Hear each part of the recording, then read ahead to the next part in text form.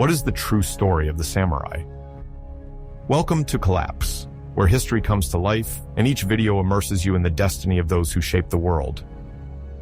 Today, prepare to cross the veil of time and delve into the soul of an archipelago forged in honor, duty, and blood.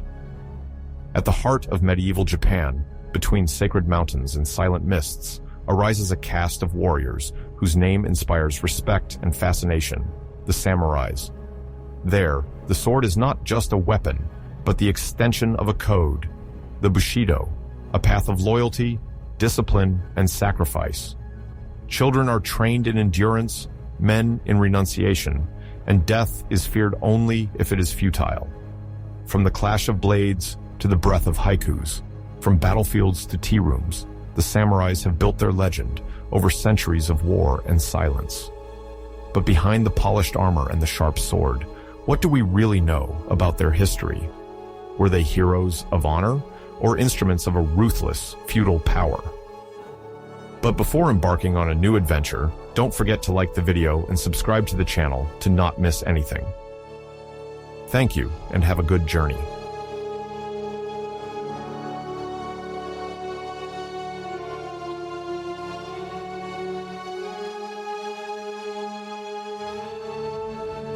Between 600 and 900, profound upheavals mark civilizations from Europe to the Far East. Great empires clash, while culture, science, and religion circulate on organized trade routes. In West Africa, new kingdoms emerge. In Central America, some dynasties decline. In Southeast Asia, maritime links strengthen. Tang China shines despite internal troubles. The Byzantine Empire tries to preserve the Greco-Roman heritage.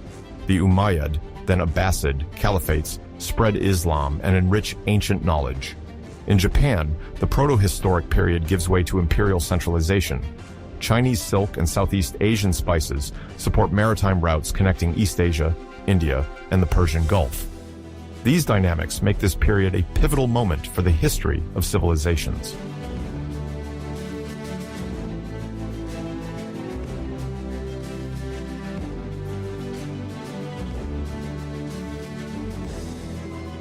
In the 7th century, the Tang dynasty 618-907 revitalizes China both administratively and culturally. Tang Gaozu and then Tang Taizong establish a centralized power based on scholars selected by imperial examinations. Despite succession crises, rebellions, and economic imbalances, culture reaches a peak with the poetry of Li Bai and Du Fu. Gunpowder, discovered during experiments for immortality elixirs, ushers in a future military revolution.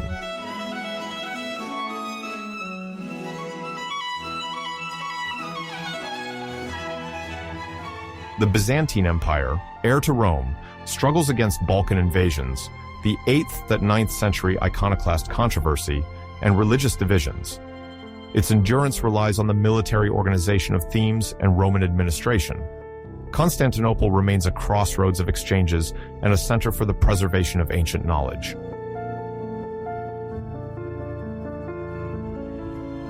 After the death of Muhammad in 632, the Umayyad Caliphate, 661-750, makes Damascus its capital and consolidates a vast empire stretching from Central Asia to Spain.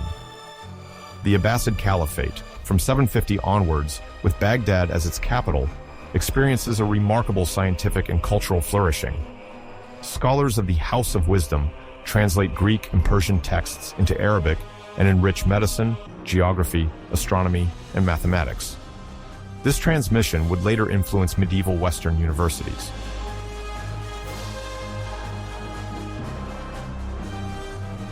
The geography of global trade organizes around land and sea routes. The Silk Road links China to the west, circulating caravans and ideas. Persian, Sogdian, or Arab travelers bring luxury goods, beliefs like Manichaeism or Nestorianism, and innovations. Despite tensions, cultural mixing continues, forging a lasting heritage.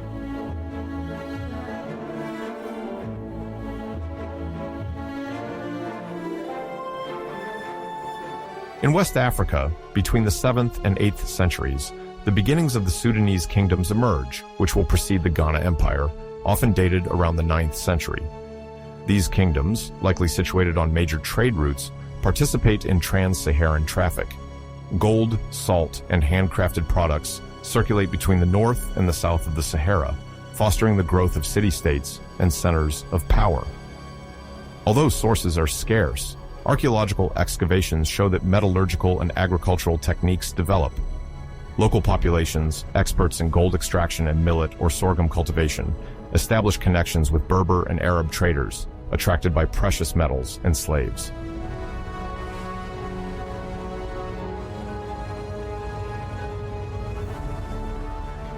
On the highlands of Ethiopia and in the Horn of Africa, the Kingdom of Aksum, flourishing in the 6th century, begins a slow decline starting in the 7th century.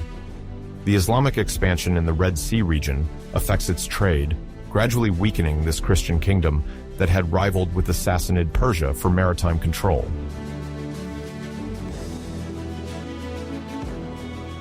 Across the Atlantic, the classic Maya cities of the period 250–900 are experiencing a crisis.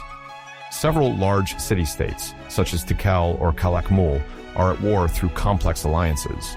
A gradual decline of urban centers in the southern lowlands is observed, termed the classic Maya collapse. Theories include overpopulation, soil overuse, droughts, or internal conflicts. Despite this, the Maya continue to excel in astronomy, architecture, and hieroglyphic writing. Northern centers, like Chichen Itza, later take over.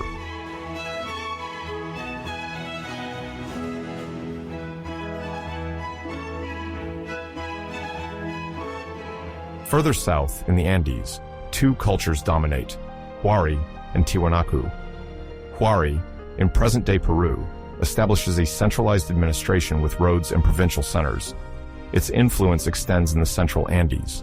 Tiwanaku, near Lake Titicaca in Bolivia, develops monumental architecture and a vast trade network. It spreads agricultural techniques, such as raised fields and ritual objects. These two civilizations decline at the end of the first millennium, but their legacy marks later Andean societies, notably the Inca Empire.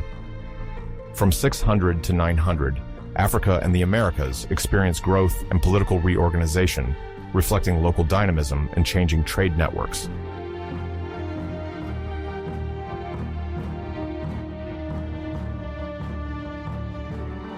In Japan, the end of the Asuka period, 538–710, and the beginning of the Nara era marked the consolidation of imperial power.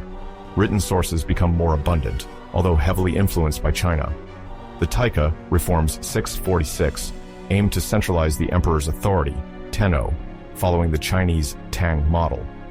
They weaken the aristocratic clans, Uji, impose a census, redistribute land, improve tax collection, and reorganize troop levies by district.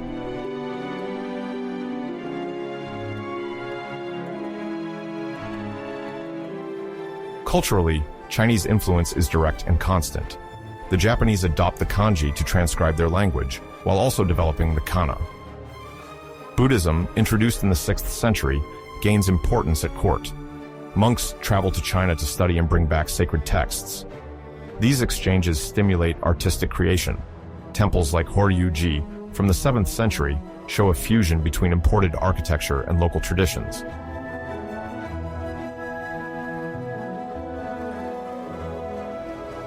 At the same time, the Ritsuryo Code, largely inspired by the Tang, becomes the legal and administrative foundation. It formalizes taxation, military obligations, and social statuses. The emperor becomes the center of power, aided by great ministries. The court surrounds itself with scholars mastering Confucian classics. However, Japan remains fragmented. Aristocratic families retain real autonomy. Buddhism, Shinto, and Chinese influence form the three pillars of the era, heralding future Japanese culture. The Asuka period ends with the capital's transfer to Nara in 710, marking a new chapter even more influenced by China.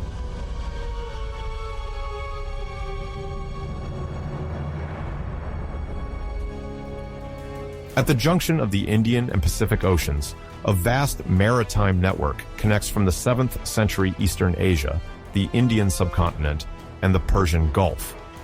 This network, a future segment of the Maritime Silk Road, sees the circulation of silk, spices, pepper, cinnamon, cloves, wood, gemstones, and ceramics.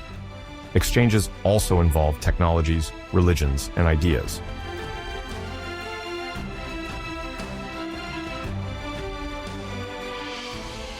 At the heart of these routes, the kingdom of Srivijaya, centered in Palembang, Sumatra.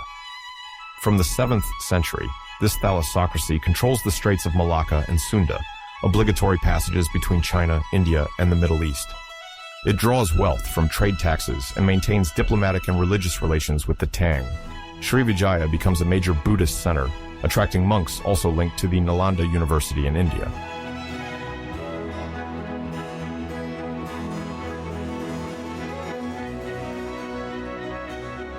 Further north, in present-day Vietnam, the Principality of Song Viet actively participates in exchanges. Subject or autonomous depending on Chinese influence, it benefits from maritime trade.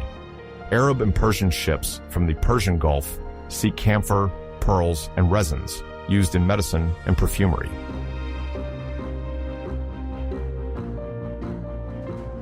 Naval constructions are improving thanks to caulking and hull assembly, ensuring better durability in the open sea. Sailors use the knowledge of monsoons, passed down from generation to generation, to choose the seasons for navigation. At the turn of the 9th century, the trade of Chinese silk and Asian spices to the Near East and the Mediterranean is well established. Merchant diasporas are founding cosmopolitan communities in ports. Islam is progressing in some coastal regions of Southeast Asia, while Hinduism and Buddhism circulate between India and the Indonesian archipelago, forming identities blending local beliefs and foreign influences.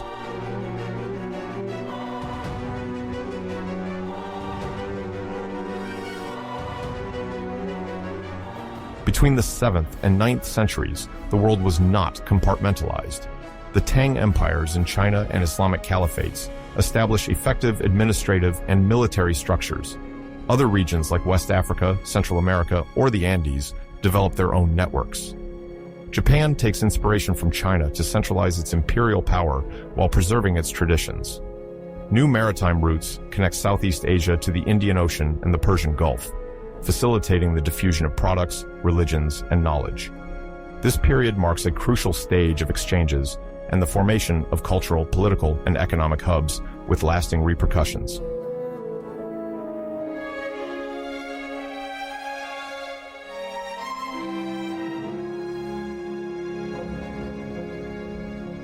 During the 7th to 9th centuries, Japan underwent major transformations that fostered the emergence of a new category of military personnel linked to the great families and the imperial state. The court adopted an administrative and legal system inspired by the Tang China, while considering threats from the Korean peninsula.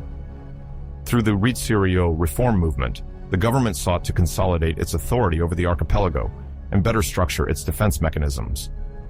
In this context, the development of private domains and the assertion of great land lineages created a need for armed men protecting these properties. This is how the practice of saburo, meaning to serve, and later referring to the warrior caste of the samurai, was born. The Ritsuryo system established conscription to form an imperial guard, while the great landowning families saw their privileges grow, leading to the formation of a class of provincial warriors and the appearance of the first saburao, particularly in the close guards of governors.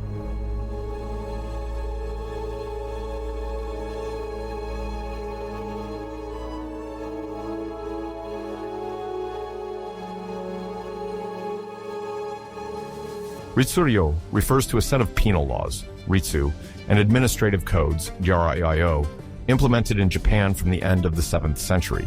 Their development was initiated by Emperor Tenmu, reigning from 673 to 686, and then continued by Empress Jito, reigning from 690 to 697, leading to the Taiho codes in 701 and Yoro around 718. These codes were based on the Chinese model of the Tang dynasty, renowned for its advanced bureaucratic organization. The goal was to reinforce the imperial role by centralizing administration, taxation, and military service, while limiting the regional influence of local clans. Japan was just emerging from the Asuka period, early 7th century, and sought unity as well as unified mechanisms for managing population and defense.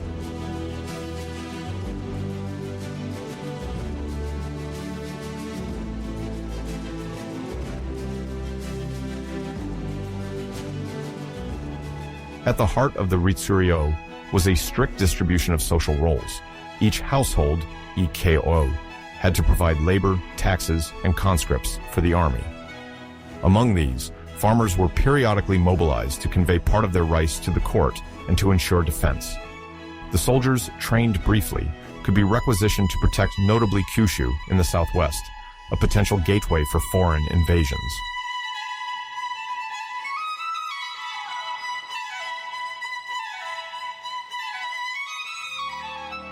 As early as the 7th century, the alliance between the powerful Tang dynasty and the Korean kingdom of Silla, which unified the Korean peninsula around 668, represented a strategic threat to Japan. Fearing military expeditions from Korea or China, the archipelago prepared by building fortifications along the coasts of Kyushu and reorganizing its military service. The imperial court then instituted the system of conscripts called kondei, composed of peasants or free men recruited from several districts to defend key points of Kyushu. This region, particularly exposed, received numerous forts called portrayed. The levying of these soldiers aimed to constitute a permanent defense base. The central government also sent commissioners to inspect the quality of the military force, imposing training in archery and spear, as well as rigorous discipline inspired by Tang manuals.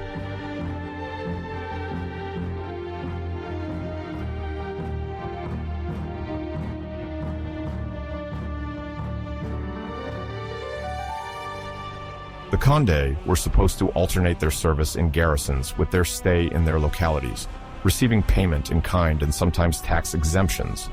However, the success was mixed. The bureaucracy struggled to manage these troops, and the geographical distance weakened obedience. Moreover, families lamented the prolonged absence of sons from the agricultural estates, which still ensured subsistence. Despite these difficulties, the Ritsuryo system, notably its military conscription component, gradually imposed the idea that defending the sovereign and the territory was a collective duty. In thus unifying the army and administration, it laid the groundwork for the initial structuring elements of the warrior class.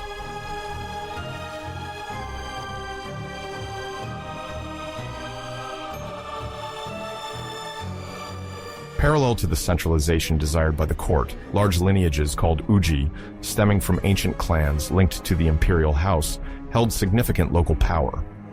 The imperial dynasty theoretically reigned over the archipelago, but many territories remained under the sovereignty of local chiefs. The reforms aimed to reduce this feudal fragmentation and align everything under a centralized state. The success was relative because the court negotiated with influential families to ensure stability.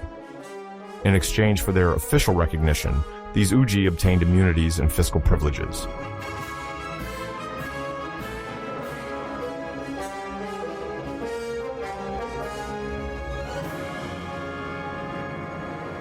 The mechanism of shoin, private estates, illustrated this dynamic. These estates were often constituted from lands granted by the emperor or a religious institution to a clan or notable as a reward for services rendered or to support monasteries seen as centers of influence. These lands benefited from tax exemptions and autonomous management, as the imperial bureaucracy could not control all lands. Thus, considerable estates came under the control of the great uji, who recruited armed men to protect their properties. Officially, all land had to be registered and taxed, but the immunities of the shoin weakened the direct control of the court.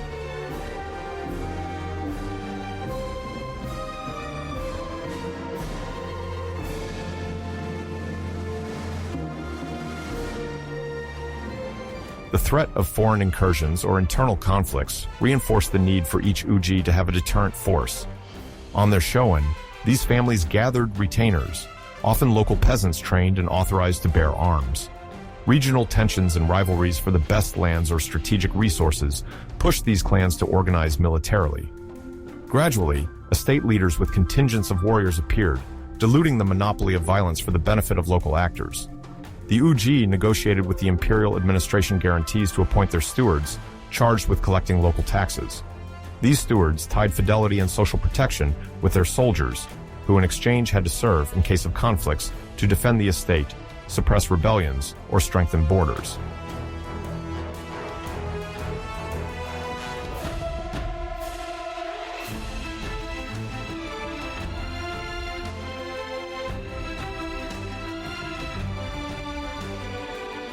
These relationships of dependency and patronage developed during the following era.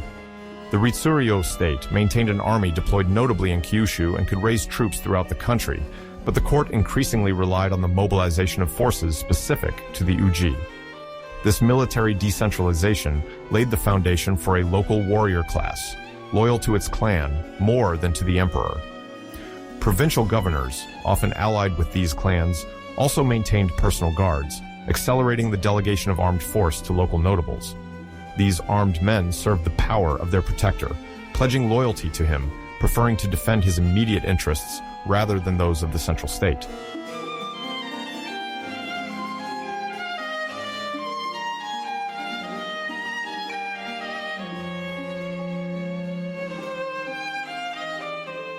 It is in this entanglement of obligations, administrative reforms, and domain protection that the term saburo or shihurao in some ancient scripts, appears, meaning primarily to be present with someone or to serve someone.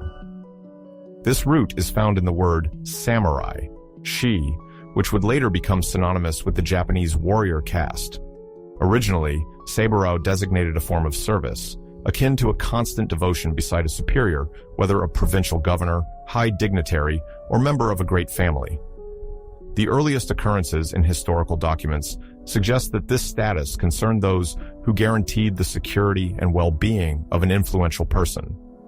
Although the practice might have existed in more rudimentary form since ancient Japanese times, it was during the Ritsuryo era, with the multiplication of local conflicts and the presence of guard corps, that the notion became more formalized.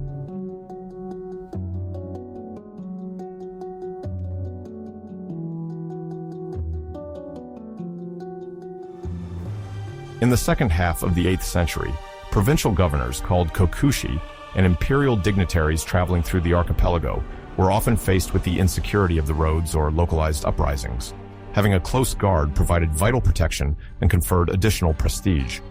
The saburo, as armed servants, accompanied their lord, defending him against bandits or political rivals, and performed various surveillance tasks. Petroglyphs and manuscripts, preserved within great families like the Fujiwara or the Taira, describe these individuals attached to the master's person, whose primary function was to ensure his physical integrity.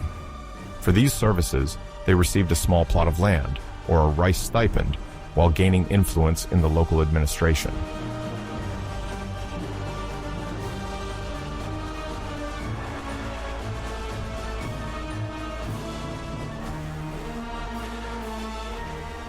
With the consolidation of shun and the multiplication of administrative positions, this phenomenon grew. Governors, often placed temporarily in a province, formed alliances with local clans and relied on their warriors. Some saburo, excelling in the art of archery and light cavalry, became indispensable for escorting dignitaries on diplomatic or military missions.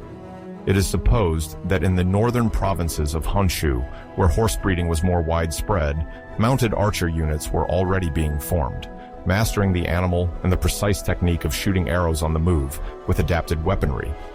Ancient writings mention long bows, yumi, made of bamboo and wood used during skirmishes or demonstrations of skill. Although less sophisticated than later martial techniques, these practices marked a break from foot conscription.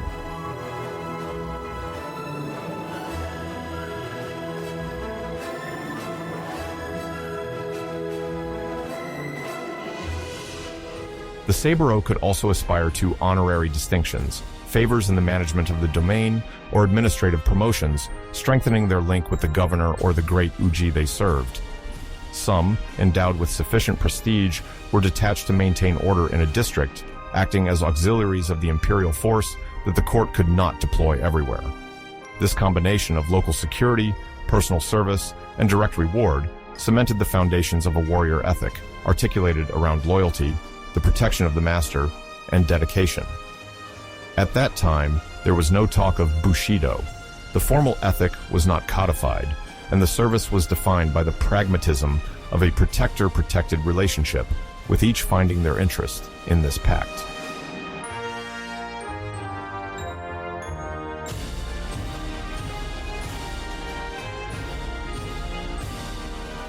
Another interesting facet of the emergence of the term saburo lies in its social reach. While the Ritsuryo favored a meritocratic administration, regional reality imposed a more complex hierarchy. Men of humble origins, if they demonstrated competence in combat and fidelity to a great dignitary, could rise and acquire the status of saburo. This opportunity represented a change from earlier periods, where aristocratic rank almost exclusively determined social standing and possibilities for advancement. Now, military strength associated with the art of serving sometimes opened doors to unexpected promotion. This relative fluidity, despite its limits, would make provincial warriors an influential pillar of Japanese society in the following centuries.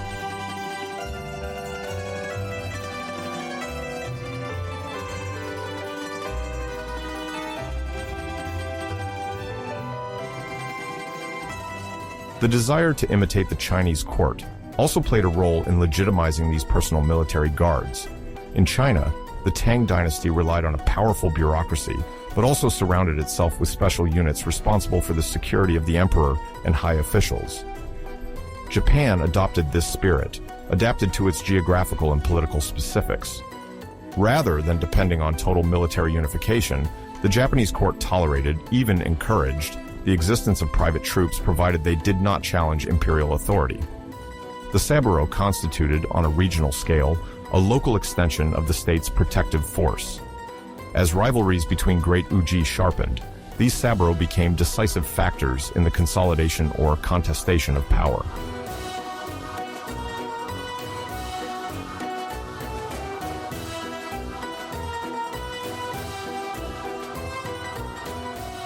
At the end of this panorama dedicated to the 7th-9th centuries, three movements operate simultaneously.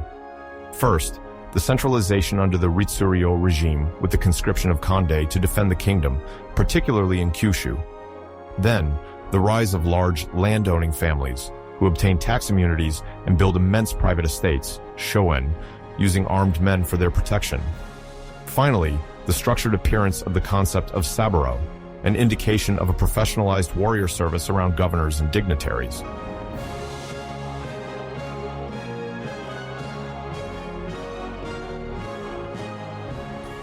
This last point is undoubtedly the most significant for the military history of Japan. Long before the better-known conflicts of the Heian period and later eras, the archipelago already had a fighting elite ready to serve. The saburo, in the close guard of a governor or within small mounted archer. Contingents signify the slow emergence of a new type warrior on the fringes of the massive levy system of the old Ritsuryo codes. Far from the image of the soldier-farmer requisitioned for 4 months a year, they form the beginnings of a professional group, specialized and attached to the honor of protecting a high-ranking person or a territory. Through these early mounted archers or guards attached to the personal service of a lord, the silhouette of the future samurai, the man who makes a profession of arms and who, through his skill and dedication, will gradually establish himself as an essential actor in medieval Japan's politics and history, already takes shape.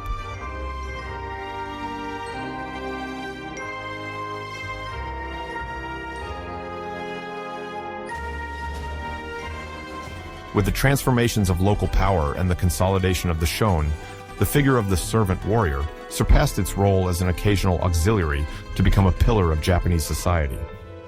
The court, unable to exercise its authority uniformly, granted large prerogatives to these provincial families, thereby strengthening a private armed force. The serving, saburo, then became a sustainable profession with multiple facets: protection, policing, repression, administration, according to the lord's responsibilities. Sources indicate that these early saburo, besides the bow, occasionally practiced rudimentary bladed weapons like the spear or short sword, and also ensured logistical roles: tax collection, escorts, internal border surveillance.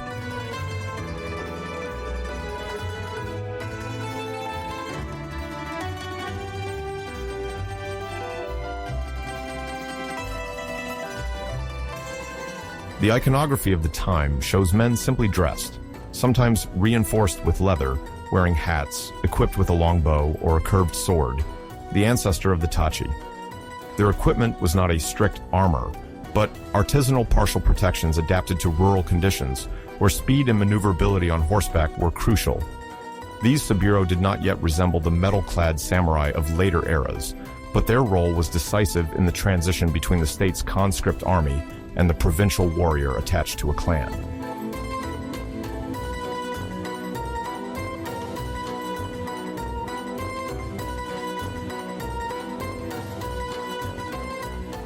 From the imperial guard under the Ritsuryo system to the contingents of provincial governors, a military evolution was founded in Japan. The protection of Kyushu against the Tang Silla threat launched an army of conscripts. The shogun granted to large families allowed them to raise their own forces, competing with the imperial monopoly. The need for a close guard gave birth to the saburo, an armed servant watching over his superior and embodying the figure of the Japanese fighter. In the 9th century, this term did not yet have the later symbolic charge, but already expressed the allegiance and protection inherent to the samurai.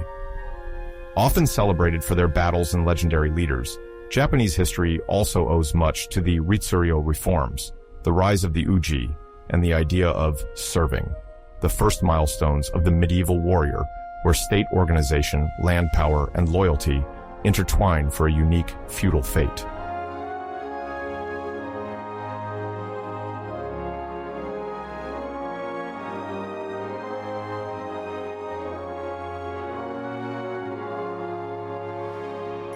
During the late Heian period, between the early 10th century and the end of the 12th century, Japan experienced a major transition in its political and military organization. The imperial court, settled in Heian-kyo, present-day Kyoto, officially remained the center of power, but its effective authority weakened in the face of the emergence of large warrior families capable of imposing their influence. Political balance then often depended on the strength of these aristocratic lineages, which could support or challenge the central government. The Minamoto clans, also called Genji and Taira, known as Heishi, gradually established themselves as dominant forces and compete through arms and diplomacy.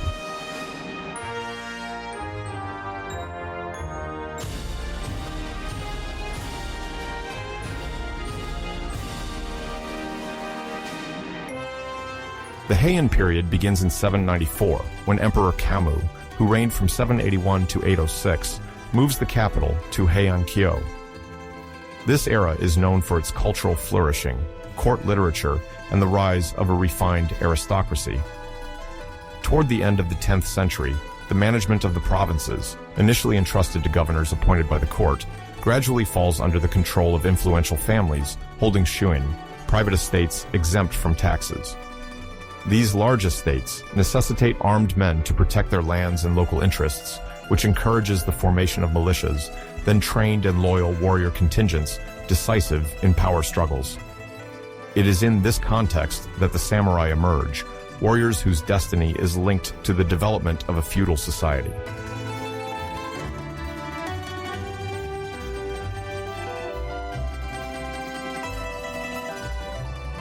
Among the military families at the end of the Heian period, two names often come up, the Minamoto and the Taira.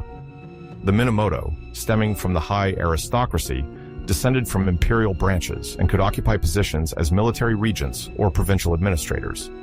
The Taira, younger members of the imperial lineage, managed distant territories. Endowed with prestige, they extended their military base in different regions. Minamoto and Taira began to compete for influence at court and in the provinces.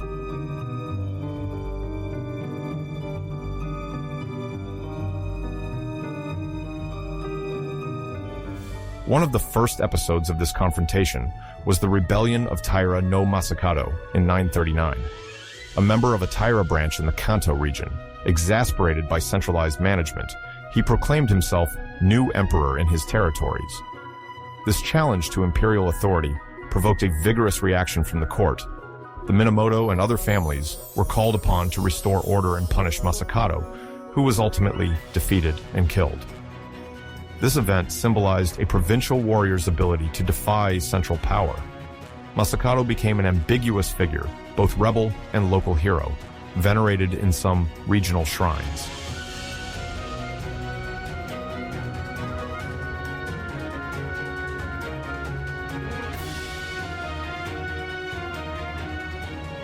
Another major event was the Zenkunen War, 1051-1063, or the 9 Years' War, which pitted the imperial forces, led by the Minamoto clan, against the Abe, powerful local governors in the Mutsu province.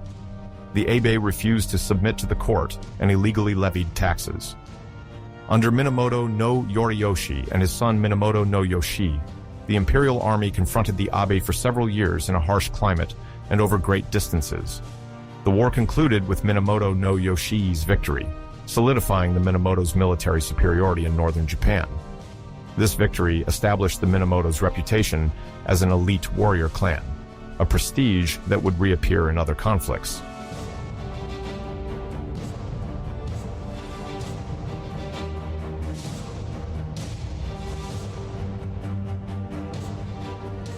Beyond battles, the end of the Heian period sees the development of a rural economy that supports the power of warrior clans. Japan is then predominantly agricultural, with rice paddies dependent on complex irrigation systems. Rich regions like the Kanto Plain offer high yields, ensuring the landowners a comfortable income to maintain armed forces. Simultaneously, internal trade intensifies with salt, dried fish, wood, iron, and other raw materials necessary for weapons manufacturing. The big landowners, forest or mine owners, secure complementary revenues, enabling them to pay warriors in place of compulsory military service.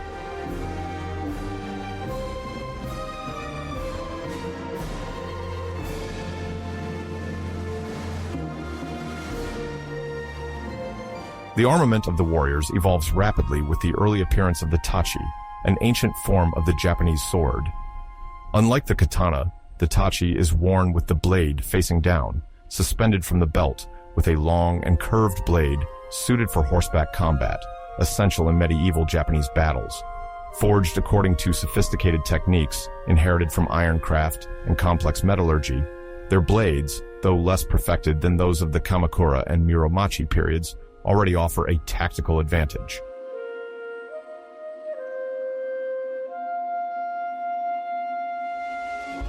Body armor is essential. Warriors wear lamellar armor composed of leather or iron plates, connected by leather straps or silk cords, often lacquered to resist moisture and remain lightweight. High-ranking officials sport richly decorated armor, while ordinary warriors have more modest but effective equipment, designed to protect the torso, shoulders, and head against arrows and blade strikes.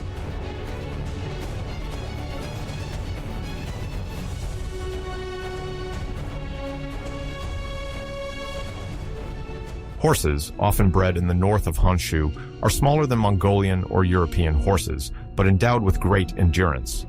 Their role is crucial for the rapid projection of forces, the pursuit of routing armies, or the surprise attack.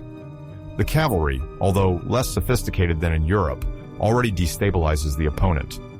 Horseback archery, yabusame, becomes a prestigious discipline appreciated by clan leaders, a symbol of warrior nobility and elite identity.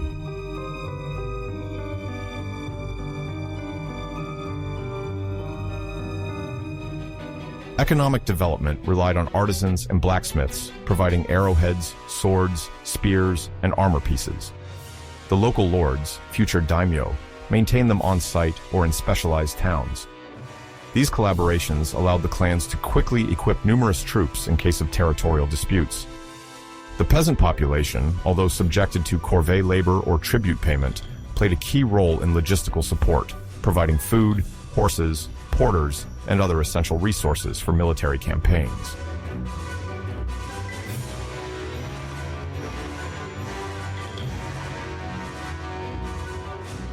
In Japan, beliefs in military organization were closely linked. For centuries, Shinto, or Kami no Michi, the way of the kami, deities linked to nature and ancestors, coexisted with Buddhism introduced in the 6th century. During the late Heian period, the court and warrior clans merged these beliefs, seeking protection and legitimacy from Shinto and Buddhist deities.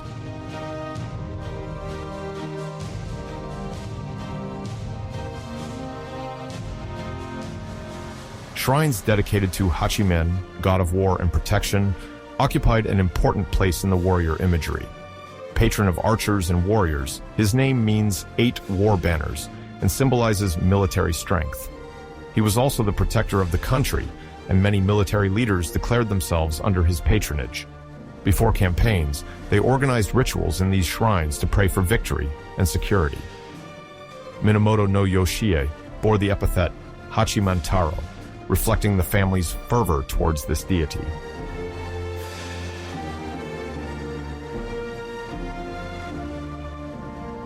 Esoteric Buddhism, represented by the Shingon schools founded by Kukai in the 9th century, and Tendai, introduced by Saicho in the 8th century, played a crucial role in the spiritual life of the aristocracy and warriors. These currents emphasized complex rituals, mantras, mudra, and meditations to obtain divine protection, prosperity, and spiritual salvation. Supporting monasteries or financing Buddhist ceremonies allowed the clans to gain symbolic and moral support. Some temples even possessed their own monastic militias, capable of intervening militarily to protect their interests, a trend already forming at the end of the Heian era.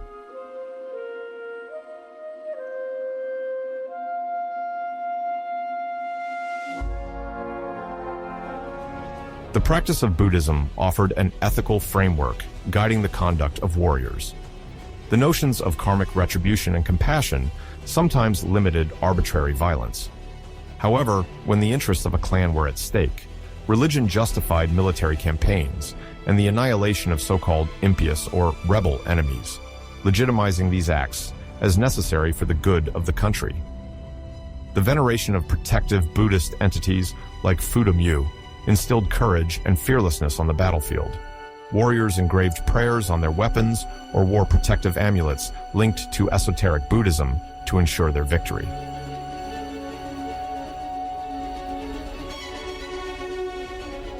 During significant campaigns, clan leaders jointly sought the blessing of Hachiman in a Shinto shrine and that of a Buddhist deity in a temple. This fusion of Shinto and Buddhism, called Shinbutsu Shugo, characterized Japanese spirituality and influenced the conception of war and the role of the warrior. Combatants saw themselves as protectors of the country, the cosmic order, and sacred beliefs, inscribing their actions in a religious and political dimension.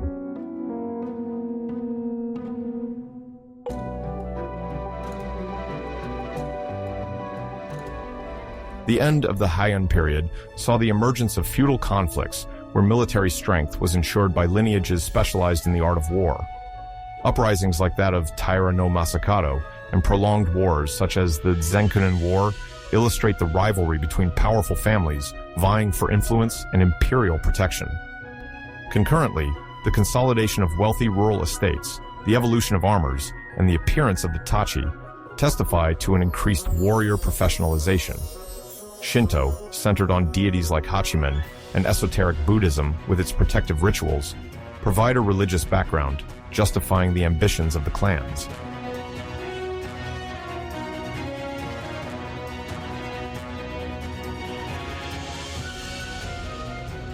These developments lay the foundation for the future domination of the warriors, bushi, in Japanese politics.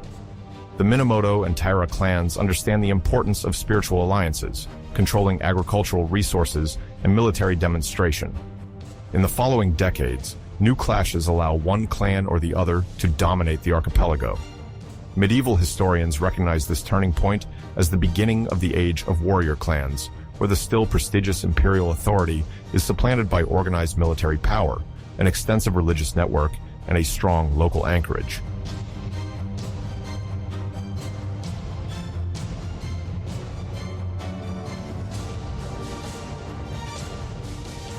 It is essential to understand that the political evolution of Japan at this time is not limited to a passive court or absurd conflicts. It is based on land ownership, the rise of a professional warrior elite, the circulation of religious ideas, and technological innovations. Military prestige, spiritual legitimacy, and the effective management of rural estates became the keys to prosperity, making the late Heian period a foundational moment for the feudal system and the samurai tradition, whose influence endured for the following centuries.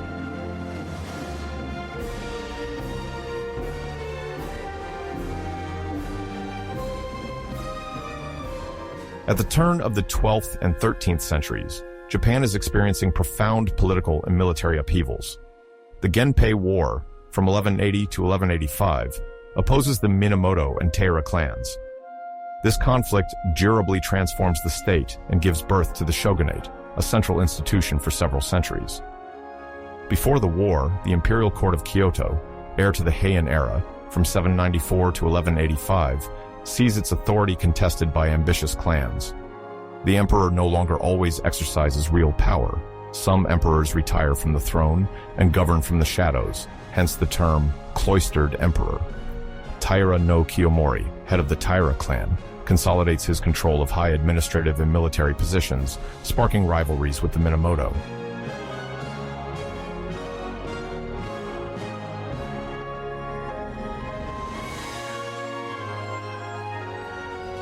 The cloistered emperor Go Shirakawa, born in 1127 and died in 1192, is central in triggering the war. Ascending the throne in 1155, he abdicates several times to control the court's balance. Power is fragmented between former emperors and official sovereigns, often minors or influenced. Go Shirakawa, seeking to restore imperial preeminence, relies on warrior families, notably the Taira and the Minamoto.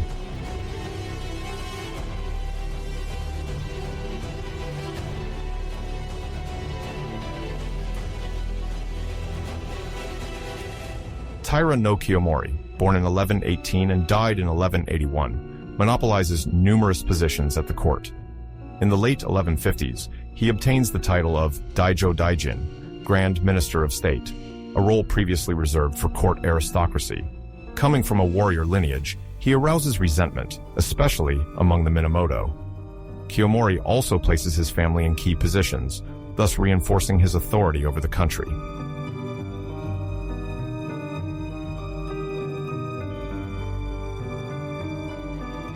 Despite the Taira's dominance, the court is divided.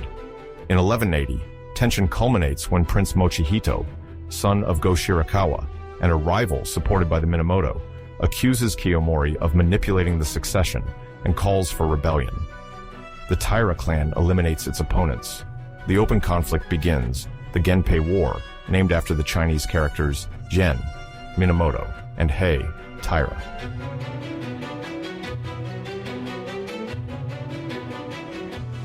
The catalyst is Go Shirakawa and his supporters' desire to break the Taira domination, coupled with the dynastic claims supported by the Minamoto. Political conflicts, warrior ambitions, and Kiyomori's ability to remove his opponents form the backdrop of the nation's ignition.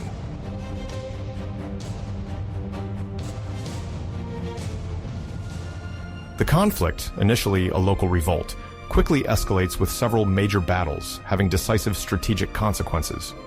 These battles, although often near Kyoto, extend to different regions of Japan and mobilize cavalry, archers, and infantry recruited en masse.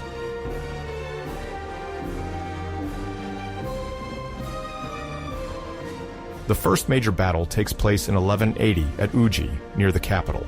The Uji Bridge becomes the scene of a heroic resistance by the Minamoto. Prince Mochihito, pursued by the Taira clan, tries to flee to an allied temple, but is caught at Uji. Outnumbered, the Minamoto partially destroy the bridge to slow down the enemy, who must cross the river under heavy fire. Despite their resistance, Mochihito's loyalists are overwhelmed. This battle marks the beginning of hostilities, strengthening the Minamoto's determination.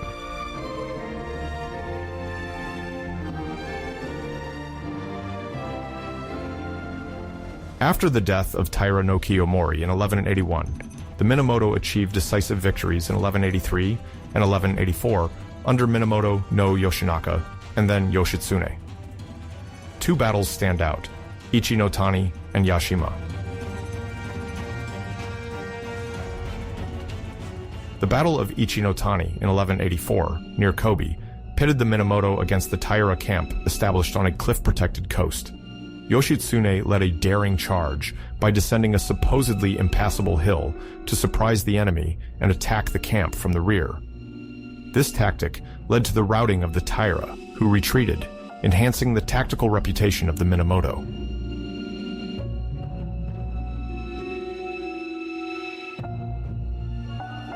In 1185, the Battle of Yashima on Shikoku Island once again pitted the two camps against each other.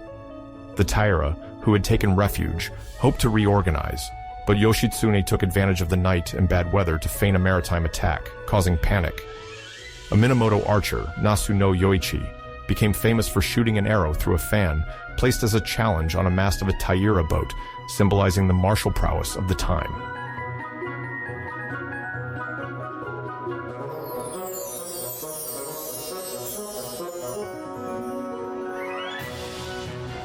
The decisive battle of the Genpei War was that of Dan no Ura on April 25, 1185, off the southern tip of Honshu, in present-day Yamaguchi Prefecture. The Taira, led by the widow of Kiyomori and the child emperor Antoku under their protection, engaged in a naval battle against the Minamoto fleet. Both fleets maneuvered to encircle the enemy. The battle turned in favor of the Minamoto when several Taira officers switched sides, sowing confusion. Cornered, some members of the Taira clan threw themselves into the sea with Antoku rather than being captured. This tragedy ended the Taira's dominance and marked the victory of the Minamoto.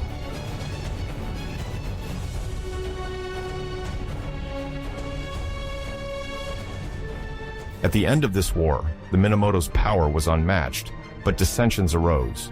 Minamoto no Yoritomo, 1147-1199, who had remained out of some battles due to exile in the Izu Peninsula, took advantage of his position as clan leader. As the eldest and supported in the Kanto region, he faced his half-brother Yoshinaka, a victor over the Taira in the north, and sent Yoshitsune to crush him in 1184. Then tensions arose between Yoritomo and Yoshitsune, celebrated for his victories. Yoritomo chased Yoshitsune, who died in 1189 in the north, thus securing unrivaled power.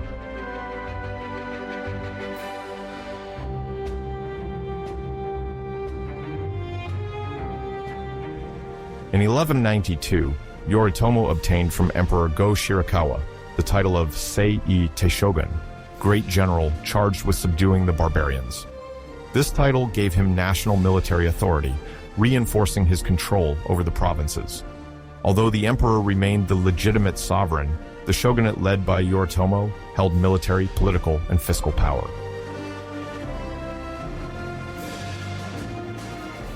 To establish this regime, Yoritomo set up his capital in Kamakura, in eastern Japan, close to the Kanto forces. Kamakura became the center of a samurai administration. This relocation, compared to Kyoto, symbolized the birth of a bipartition. Kyoto remained the cultural and imperial center, Kamakura the military and administrative capital.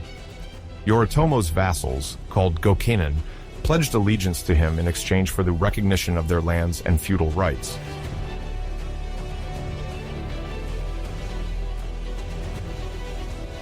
Minamoto no Yoritomo established a legal framework called bukeho, or warrior law, to organize the relations between the shogun and his men. This code regulated land disputes, road safety, and the succession of fiefs.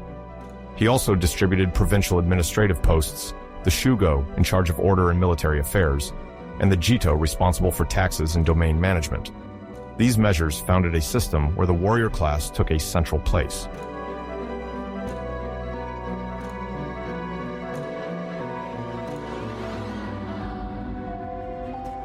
Yoritomo's success came from his ability to reconcile the interests of the lords while obtaining imperial recognition as a legitimate ruler. His title of shogun inscribed his power and institutional continuity and conferred legitimacy on his government. He inaugurated the era of the bakufu, a military power organized according to the rules of the bushi.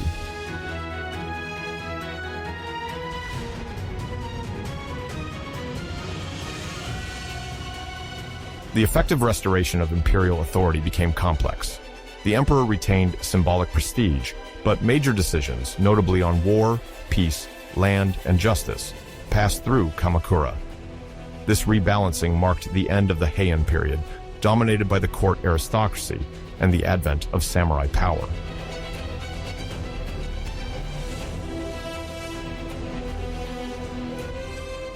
Before the Genpei War, Japan followed a Chinese model, where the emperor reigned with ministers and scholarly nobles. After 1185, power shifted to military lords, governing their fiefs through vassals, giving rise to a Japanese feudal system that structured politics until the Meiji Restoration of 1868.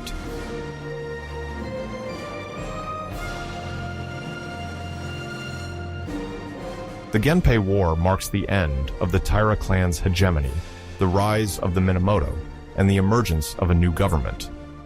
After the battles of Uji, Ichi-no-Tani, Yashima, and Dan-no-Ura, Minamoto no Yoritomo consolidates military power, becomes Sei-i Taishogun, establishes himself in Kamakura, and creates a legal code for his vassals. This shogunate will shape the samurai culture and the political identity of medieval Japan, with an emperor now symbolically honored, while military leaders dictate the country's fate.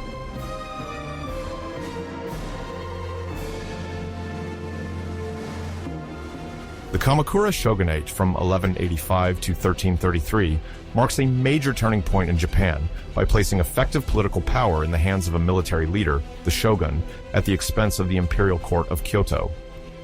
This regime emerges from a violent conflict between warrior families, notably Minamoto and Taira, who vie for supremacy in the late 12th century.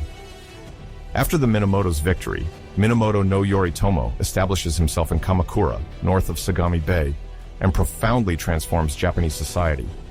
The imperial court retains traditional legitimacy, but loses any real authority. The politico-military structures are organized in Kamakura, overseeing administration, justice, and warrior codes. Bushido, or the way of the warrior, crystallizes around loyalty, courage, and self-control, while responding to the needs of a Japan seeking stability. The rise of the Hojo family, resistance to Mongol invasions, and the evolution of an honor code codifying ultimate sacrifice, harakiri, contribute to shaping the samurai ethic.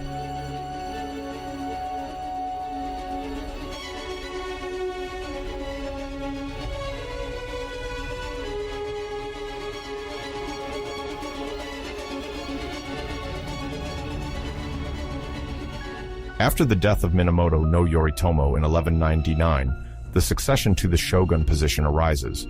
His sons, Minamoto no Yori and Minamoto no Sanetomo, briefly hold the position, but remain too young and vulnerable to fully govern. In the early 13th century, the Hojo family, from Hojo Tokimasa, Yoritomo's father-in-law and ally, establishes itself as the true authority. The title of shikin, or regent, is created to govern on behalf of the symbolic shogun. Supported by loyal guards and vassals, the Hojo family becomes the central pillar of Kamakura politics.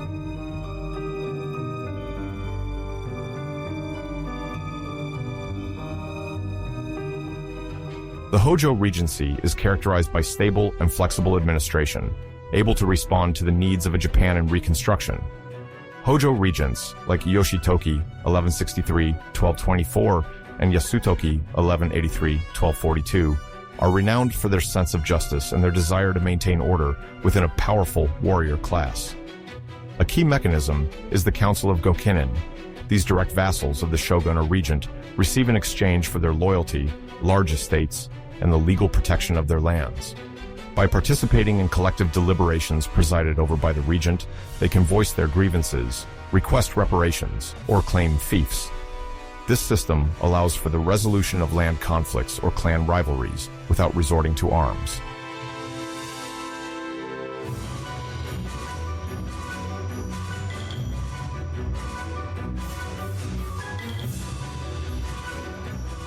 The warrior equity courts, established by the Hojo, offer justice adapted to military and land realities. Arbitration relies on loyalty, the protection of lineage, and integrity, foreshadowing some bushido values. Disputes mainly concern domain ownership or the distribution of agricultural revenues. For a vassal accustomed to force, it may seem unusual to submit a dispute to a court, but the duel or private vendetta gradually gives way to centralized regulation under the regent's control. This process strengthens loyalty to the authority that ensures social balance. These practices consolidate the Hojo's reputation and Kamakura's legitimacy as a political center. They are part of the emergence of a warrior code, combining loyalty, justice, and temperance to strengthen social cohesion.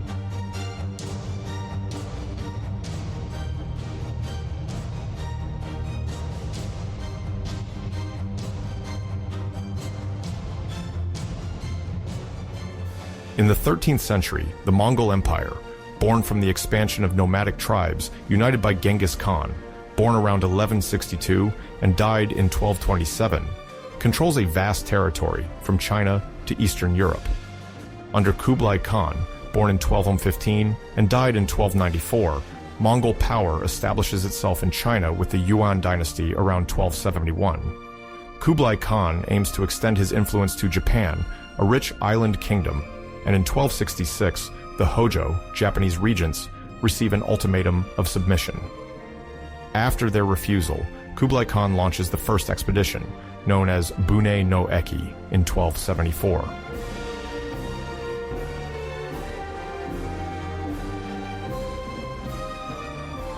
This invasion gathers a Sino-Korean contingent of over 20,000 men according to some sources, with several hundred ships. The Mongols, masters of the horseback composite bow, use a barrage tactic mixing explosive arrows, ballistae, and weapons unknown to Japan. The samurai, trained in duels and sporadic assaults, improvise a coastal defense against these massive formations. Despite this, the battle ends favorably for Japan as a violent typhoon, later named Kamikaze, Divine Wind, scatters the Mongol fleet, forcing the survivors to retreat.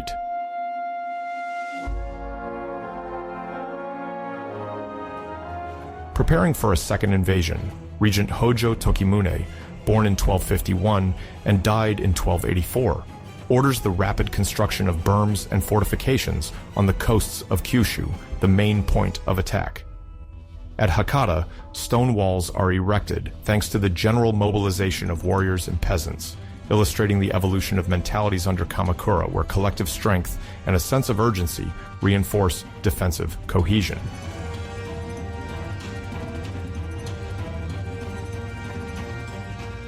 The second Mongol invasion occurs in 1281 during the campaign known as Koan. This time, the army includes reinforced Chinese vessels and up to 140,000 men between sailors and soldiers. The Mongols attempt to gain a foothold at several sites in Kyushu, facing the determined defense of the samurai, resolved to contain the enemy to the shore. Among the innovations, the defensive use of gunpowder develops on the Japanese side with bombs called tetsuho, a type of rudimentary projectile capable of exploding on contact, inspired by Mongol weapons of Chinese origin. Although not widely distributed, these bombs testify to an initial tactical adaptation to pyrotechnic technology, heralding a turning point in future conflicts.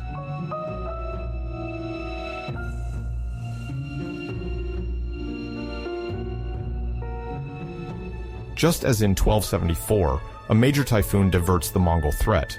It rises in the open sea and sweeps away almost the entire enemy fleet, overturning junks and sinking war machines. The repetition of this natural phenomenon, perceived as a manifestation of divine protection, enhances the prestige of the protectors of the archipelago. The samurai, united under the authority of the Kamakura shogunate and galvanized by their victory, reinforce the collective consciousness of being the sacred guardians of Japan. For the Hojo, this triumph, consolidated by Providence, affirms their legitimacy at the top of the warrior hierarchy. However, the defense is very costly. Indemnifying the mobilized warriors, repairing fortifications, and maintaining garrisons along the coasts is necessary. As the Mongols leave only ruins and losses, there is no booty, which weakens the regime drawing on the country's reserves to reward its vassals. These heavy expenses undermine the economic foundations of the shogunate, heralding a crisis. Morally and culturally, the victorious resistance solidifies the stature of the samurai as the ultimate defenders of Japanese honor.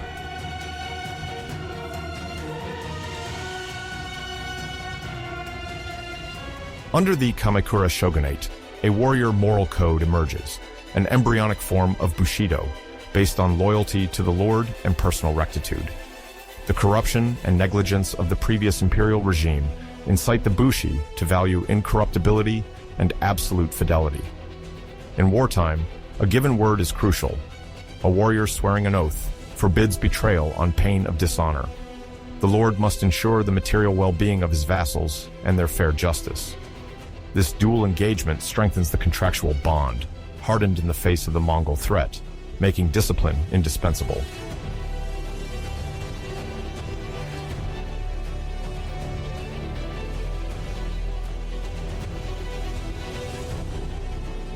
A tension persists. Should loyalty to a lord or personal honor be prioritized? Serving an unjust lord can lead to ethical deviations. Anecdotes report moral dilemmas among the samurai between obeying an unjust order or defending a higher principle.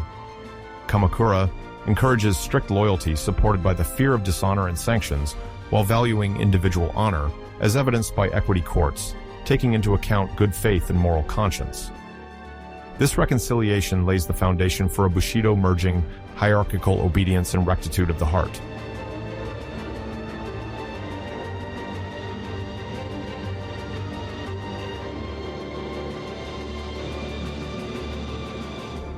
The ideal of courage and sacrifice manifests in the codification of harakiri or seppuku. Although this gesture existed previously, Kamakura formalizes its rules, reserving this ritual for the samurai. Seppuku serves to avoid capture, redeem a fault, or protest against an unjust order. This ritual proves the samurai's desire to maintain his dignity to the point of extreme suffering. Often assisted by a second tasked with shortening his suffering, this radical act justifies that a samurai never renounces his honor, even at the cost of his life.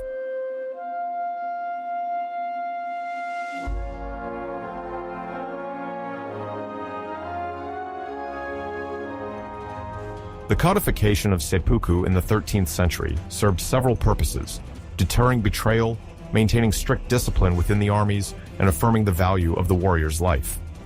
Through this act, the samurai proves his mental strength by choosing the most painful death to respect his moral code. On a spiritual level, the Buddhist currents, which were very present in medieval Japan, view seppuku as an expression of purity of intention.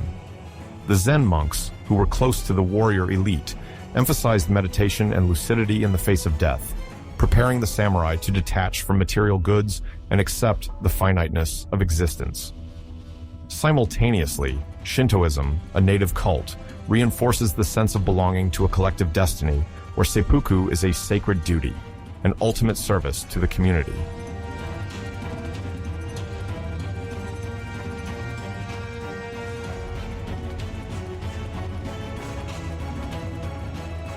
The bushido, in its formative stage under Kamakura, nourishes its principles of loyalty, rectitude, compassion, and courage.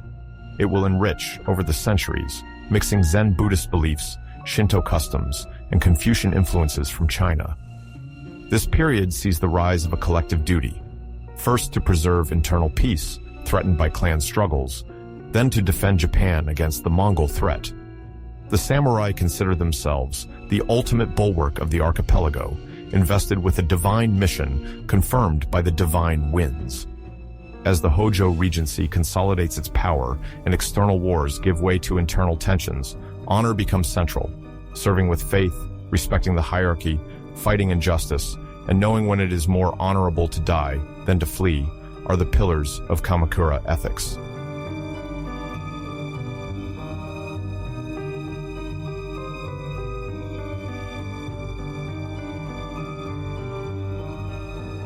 During this period, the bonds of allegiance between lord and vassal shape mentalities.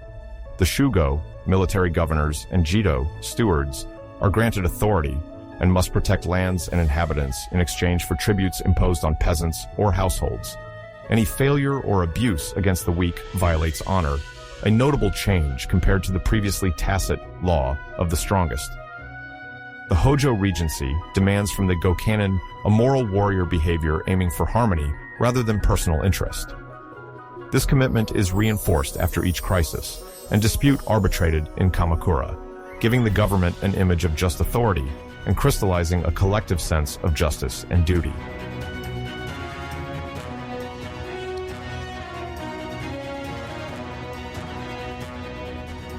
Some warriors and religious figures close to the former imperial order criticize the Hojo family, which they perceive as hegemonic. Legends also mention power struggles and attempts to circumvent courts to exploit land conflicts. Despite this, the necessity to consolidate the state and defend the country legitimizes the political and moral supremacy of Kamakura.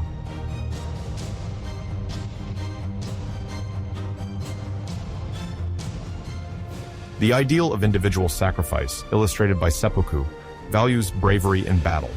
Kamakura samurai disdain the fear of death, preferring to die with dignity rather than live in dishonor. This mentality remains one of noble provincial warriors and great post-Heian families. Peasants and artisans remain more pragmatic, as bushido is not yet a universal social principle, but a powerful cultural seal for the warrior caste and the image of political elites.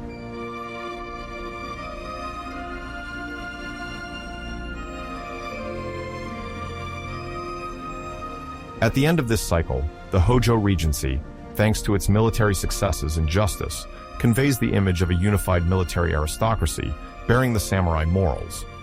Despite internal tensions and financial difficulties related to defensive campaigns, the Kamakura shogunate establishes the lasting foundations of bushido: unwavering loyalty, a sense of honor, courage, and voluntary acceptance of death. This, still embryonic, ethic will remain an identity cornerstone for future generations who will invoke the pride of warriors to legitimize themselves.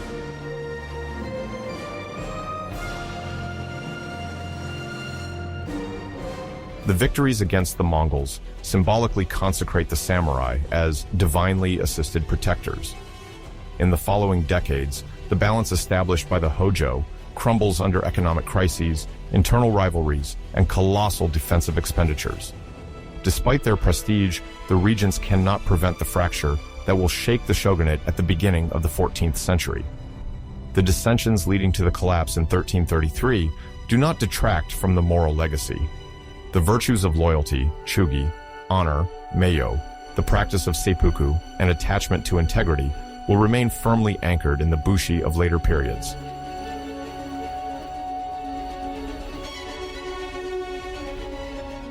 The Kamakura period established the foundations of the warrior's path: discipline, devotion, and sacrifice, forged by war and a ruling class seeking to maintain order. The Hojo Regency reinforced the cohesion of an elite ready to die for its lord and its island. The Mongol invasions acted as a psychological catalyst, elevating the defense of Japan to a sacred mission and legitimizing a strict code of warrior ethics. The evolution of honor, with the codification of seppuku as the ultimate act of faith and dignity, shaped the identity of the samurai. Even though the term bushido was not yet formally unified, its key principles crystallized under Kamakura, establishing themselves as a major cultural pillar of Japan.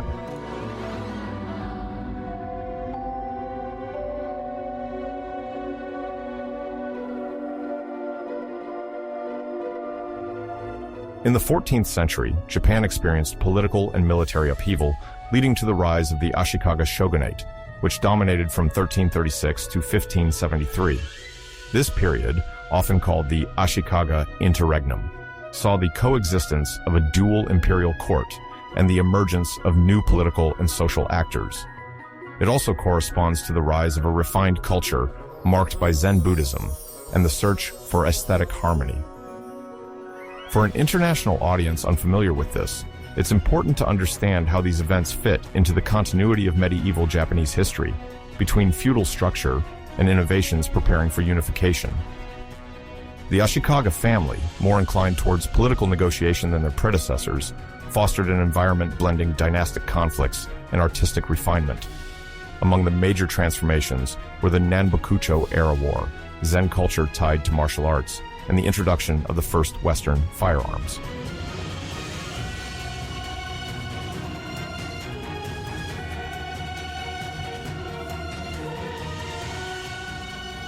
The Nanbokucho era, from 1336 to 1392, is characterized by the simultaneous presence of two rival imperial governments. The southern court, centered around the legitimate Emperor Go-Daigo, who reigned from 1318 to 1339, and the northern court, supported by the shogun Ashikaga Takauji. The conflict began after the fall of the previous regime, when Go-Daigo, dissatisfied with the military institutions limiting his power, sought to restore the direct authority of the imperial court. His project, the Kenmu Restoration, aimed to return all power to the emperor, but quickly faced opposition from warrior lords attached to their feudal privileges.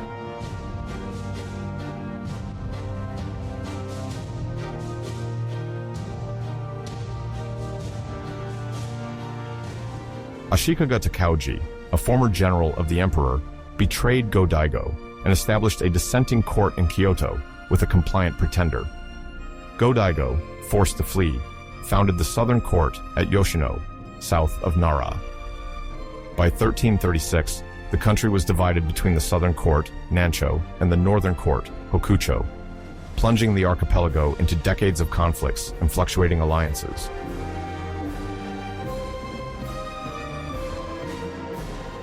During this war, a social phenomenon emerged, the kokujin, a local petty nobility that extended its influence by supporting regional revolts.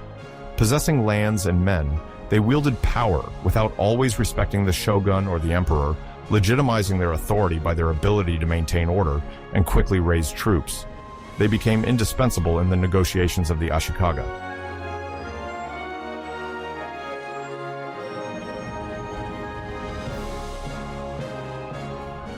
The northern court imposed itself militarily thanks to Kyoto and the alliances of the Ashikaga shogunate. The southern court, despite its loyalists, failed to durably shake the established power and became impoverished in the face of its adversaries' economic might. The Nanbokucho era ended in 1392 when Shogun Ashikaga Yoshimitsu negotiated the reunification of the two imperial courts, despite persistent tensions. This rapprochement symbolized the political supremacy of the Ashikaga and restored an appearance of imperial unity. Yoshimitsu temporarily pacified the country and made Kyoto a cultural, political, and economic center, blending imperial court and warrior elites for a new art of living.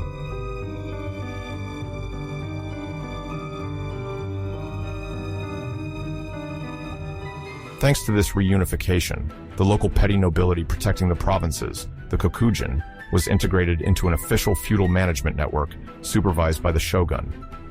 The Ashikaga relied on these secondary lords to strengthen their territorial control in exchange for fiscal advantages and honorary titles. This balance, based on compromises, established Japan in relative institutional stability, despite some sporadic conflicts. This era of relative peace allowed for the intensification of cultural exchanges, notably under the influence of Zen Buddhism, which shaped the philosophy and aesthetics of the ruling class. The foundations of samurai culture, combining artistic refinement and martial arts, took on a new dimension here.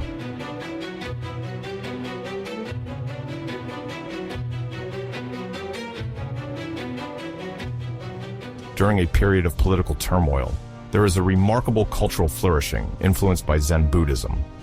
Emerging in China under the name Chan, this spirituality spreads to Japan before reaching its full bloom during the Ashikaga shogunate. Zen monks introduce a practice focused on meditation, zazen, direct awakening, and simplicity. The warrior elites, eager for intellectual and spiritual distinction, massively adopt this philosophy, which meets their quest for efficiency, inner calm, and mental resilience.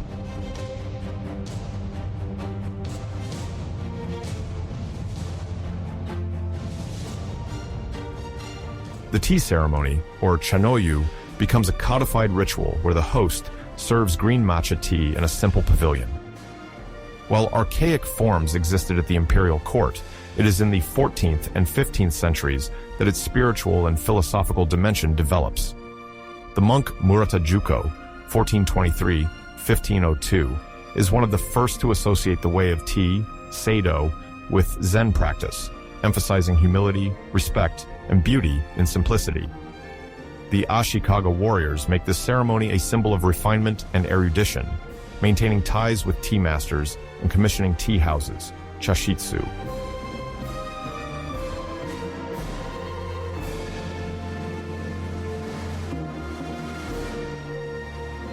Dry gardens of the Kare-sansui type also experience exceptional growth.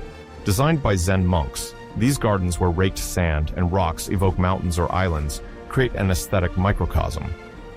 The Garden of Ryoanji in Kyoto, 15th century, is the most famous example.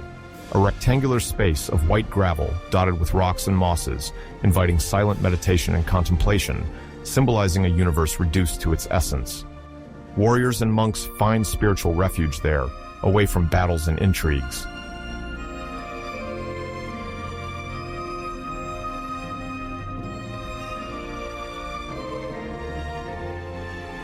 Martial arts evolve under the influence of Zen. Archery, or Kyudo, way of the bow, derived from a ceremonial tradition, develops as a martial discipline in spiritual practice. Masters emphasize breathing, awareness of body and mind, and the need to empty the mind to achieve accuracy. Zen teaching relies on the repetition of simple gestures and the letting go of the ego, which is also reflected in fencing, kenjutsu, and wrestling, jujutsu. Zen culture interweaves with the arts of combat, valuing technique and inner transformation.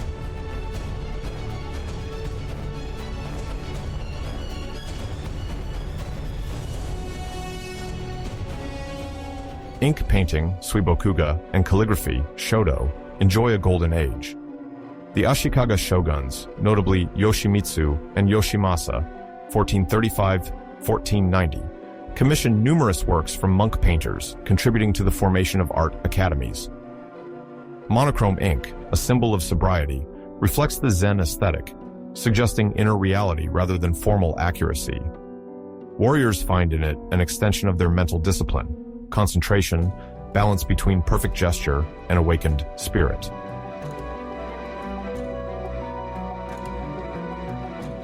The warrior elite, imbued with spirituality and refinement, consolidates.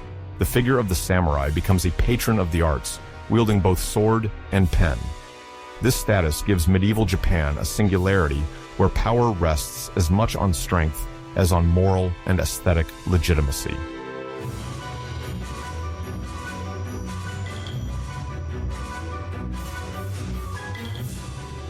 Towards the end of the Ashikaga period, despite the civil wars to come, this aesthetic sensibility endures and is transmitted.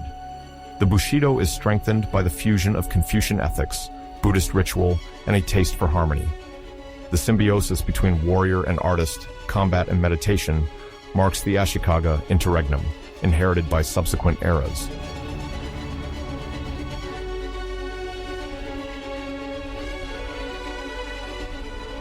One of the great technological breakthroughs of the Ashikaga century of domination occurs in 1543, the traditional date for the arrival of the first Europeans with firearms in Japan. Portuguese merchants shipwreck on the island of Tanegashima, south of Kyushu. On board, handguns with a matchlock firing system are discovered. This encounter ignites a military revolution. Until then, conflicts relied on archery, swordsmanship, and other traditional techniques. The arquebus upsets the tactical balance by allowing an opponent to be injured from a distance with less training than archery.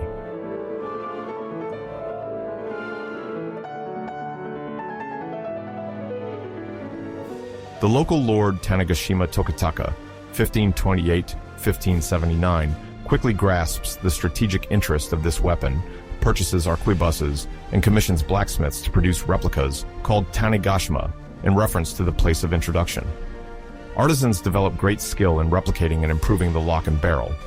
Early production remains costly, as some parts must be imported or manufactured with complex techniques, but demand explodes within a generation, leading to partial standardization.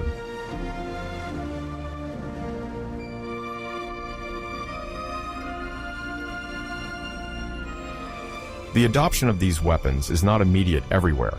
Some leaders, attached to traditional martial values, see the arquebus as dishonorable, while other pragmatic clans quickly equip themselves and recruit a shigaru to maneuver them. The effectiveness of arquebuses on the battlefield is undeniable, leading to the fall of many castles once deemed impregnable. As a result, stone ramparts are reinforced, and palisades are erected to contain enemy fire. In the following decades, the Ashikaga interregnum, weakened by dissension, sees the rise of powerful daimyo who use the technology of Tanegashima to expand their power over larger territories.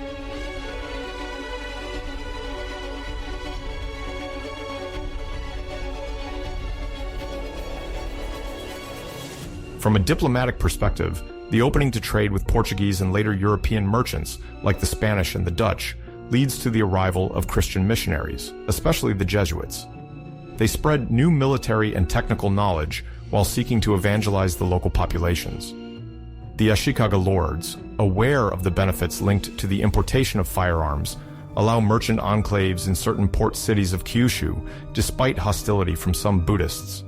Thus, Japan integrates into a global exchange network, acquiring weapons and exotic products like silk, refined sugar, or tobacco.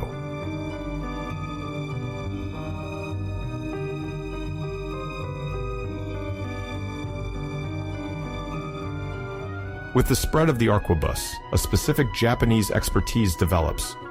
Local forges adapt their techniques to manufacture more durable and precise cannons. The firing mechanism sometimes draws inspiration from Chinese or Korean innovations. The gunsmiths of powerful clans compete in ingenuity to improve firing rate and reliability. New tactics emerge. Instead of duels or scattered shots, ranks of shooters are organized to relay for continuous fire. These methods mark the great battles of the late 16th century.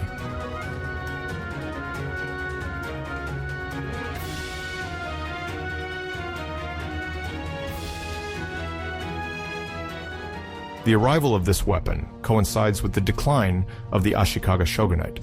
The conflicts between daimyo, eager to use innovations to expand or defend their territories, hasten the fall of central authority. The Ashikaga lose legitimacy and control over military resources. This period, born from the Nambokucho War, imbued with Zen aesthetics and martial arts discipline, ends with the advent of a new weapon that overturns certainties. Yet, the introduction of arquebuses also prepares the rise of ambitious clans that will soon unify Japan. The Ashikaga interregnum was a politico-cultural laboratory, blending pragmatic diplomacy, links between spirituality and martial arts, and military modernization. This era embodies the civilizing arc where tranquil meditation and gunpowder smoke, the refinement of a tea bowl, and lethal efficiency coexist.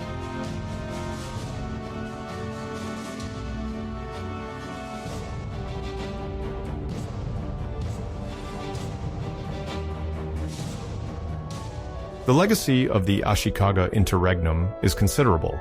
The Nanbokucho-era war reshaped the feudal class. Zen culture influenced political strategies. The introduction of firearms transformed warfare in Japan. This era demonstrates the country's adaptability between warrior traditions and modernity from overseas.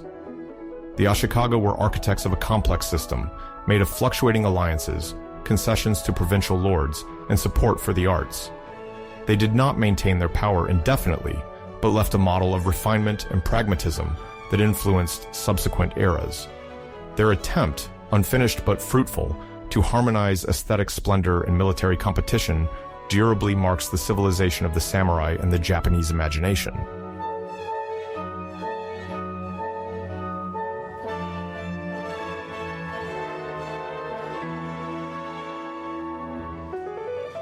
The Sengoku period, beginning around 1467 and ending around 1600, is one of the most tumultuous in Japanese history.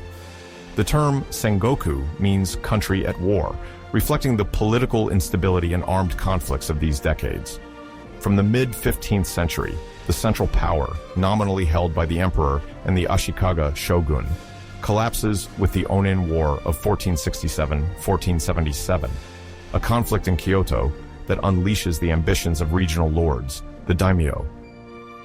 These great names claim their independence, raise private armies, and consolidate their local power. At the height of the period, approximately 200 rival feudal domains dispute territories of varying sizes, ranging from modest provinces to several regions.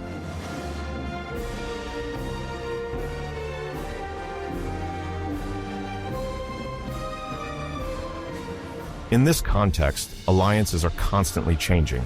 Each daimyo seeks to maximize his lands, his followers, his rice reserves, and his armed men. The samurai, the warrior class in the service of noble families, are numerous and play roles as military advisors, administrators, and mercenaries. The incessant wars require skilled labor. Sword, bow, and spear remain essential, while gunpowder and rudimentary firearms begin to spread before the massive arrival of Portuguese arquebuses in 1543. The movement of troops and the occupation of strategic positions transformed the geopolitical organization of Japan. Provincial capitals, formerly under governors appointed by the center, become autonomous fiefs led by the daimyo. Loyalty becomes as volatile as territorial conquest is brutal.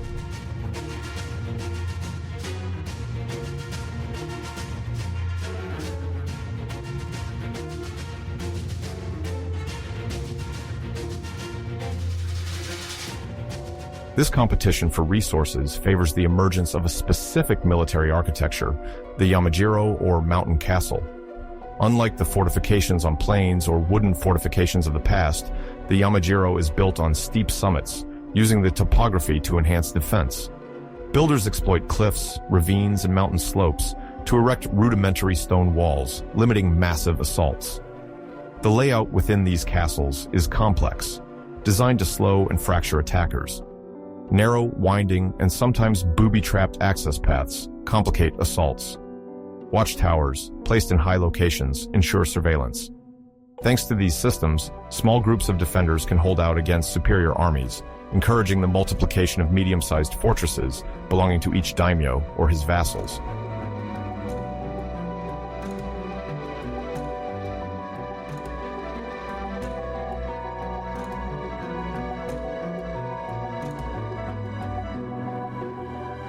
The wars of this period are not limited to clashes around castles. Daimyo must also manage frequent peasant revolts, often caused by excessive tax pressure. The countryside, regularly crossed by mercenary armies, is devastated.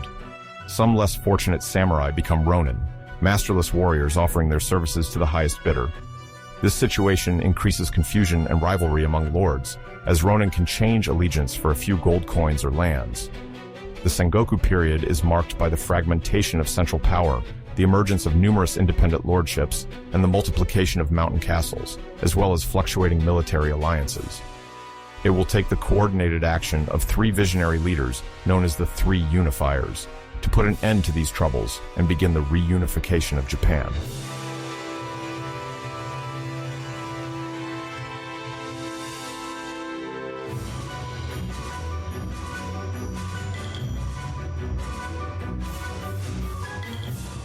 Within this feudal kaleidoscope, three major figures stand out to steer Japan's destiny toward unity: Oda Nobunaga, Toyotomi Hideyoshi, and Tokugawa Ieyasu. Each uses new strategies and forms of organization to progressively pacify and centralize the archipelago, despite different approaches.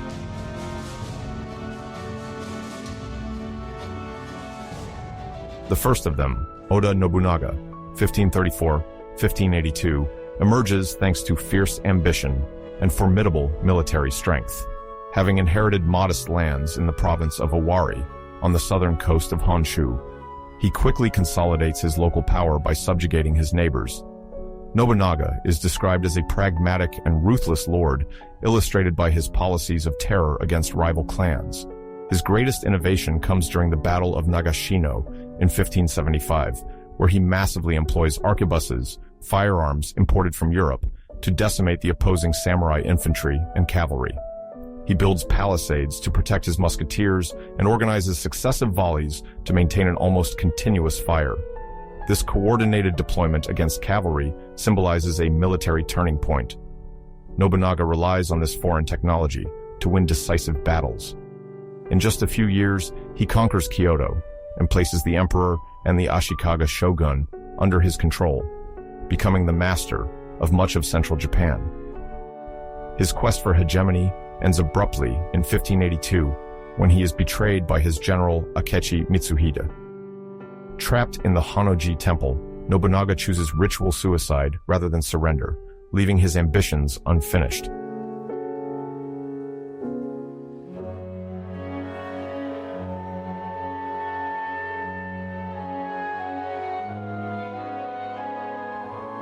After the assassination of Nobunaga, Toyotomi Hideyoshi, 1537-1598, establishes himself. Of humble origins, he climbs the military ranks by serving Nobunaga, earning his trust through loyalty and cunning. Upon Nobunaga's death, Hideyoshi avenges his memory by defeating Akechi Mitsuhide and inherits a large portion of his conquests. Unlike Nobunaga, who favored brute force, Hideyoshi opts for negotiation, diplomatic intimidation, and skillfully forged alliances. He rewards his supporters and redistributes provinces to his generals, creating a chain of loyalty that strengthens his authority.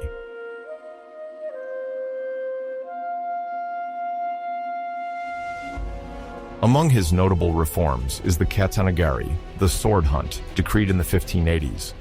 It disarms the peasantry by taking away long weapons and swords from them, marking a clear separation between the samurai warrior class and the populace, reducing the risk of revolts.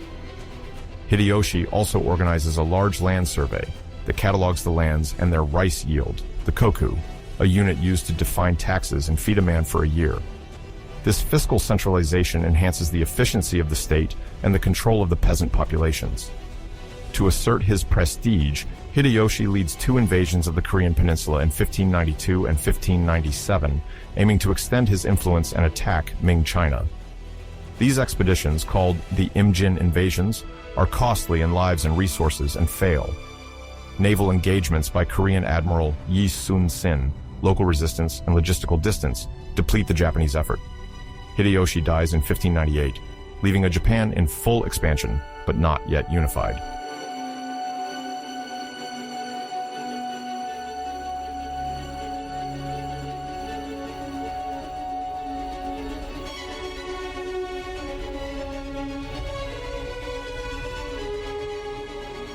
Tokugawa Ieyasu, 1543-1616, former ally of Nobunaga and then of Hideyoshi, positions himself to take over.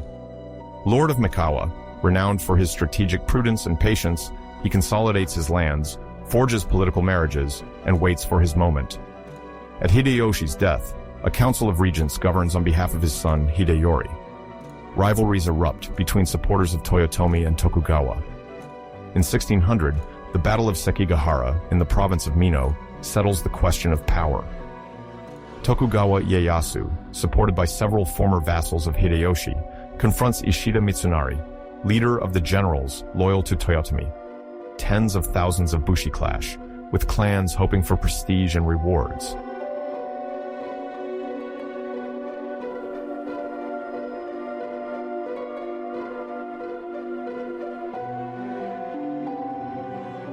On October 25, 1600, in the morning, a fog covers the battlefield.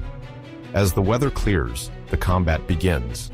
Victory comes due to the defection of Kobayakawa Hideaki, who was supposed to support Ishida Mitsunari, but joins Tokugawa and attacks the loyalists from the flank. This betrayal seals the fate of Mitsunari, defeated in a few hours. The triumphant Ieyasu consolidates his authority over almost all of Japan. He will soon become shogun, creating a regime that will last more than 2.5 centuries, the Tokugawa shogunate, 1603-1867. Among these singular tales of the Sengoku period, the kunoichi, female ninjas of Iga, stand out.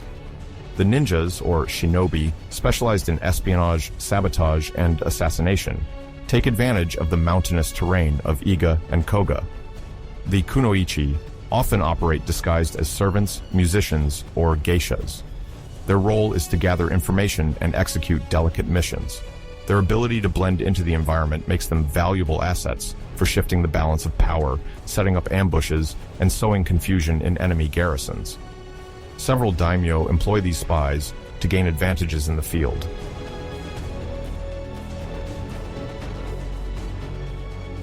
Another emblematic figure of the end of this turbulent era, Miyamoto Musashi, 1584-1645, is recognized as one of the greatest Japanese swordsmen. As a young man, he participates in various battles at the end of the Sengoku era. After Sekigahara, Musashi embarks on numerous duels to test and perfect his art. Among his most famous confrontations, his 1604 duel against Sasaki Kojiro, a swordsman known for the exceptional length of his sword, draws attention. Musashi, arriving late, is said to have carved a bakken from a boat oar, then defeated Kojiro in a single attack using his cunning, speed, and technique. This duel symbolizes the romantic figure of the wandering samurai and marks the transition to a warrior society, valuing ethics and martial mastery over brute strength.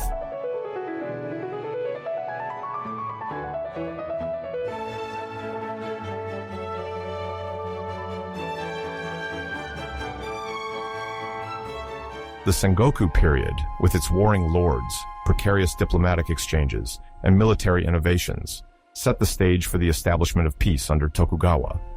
It produced a Japan where foreign technology, notably firearms, fused with ancient martial traditions.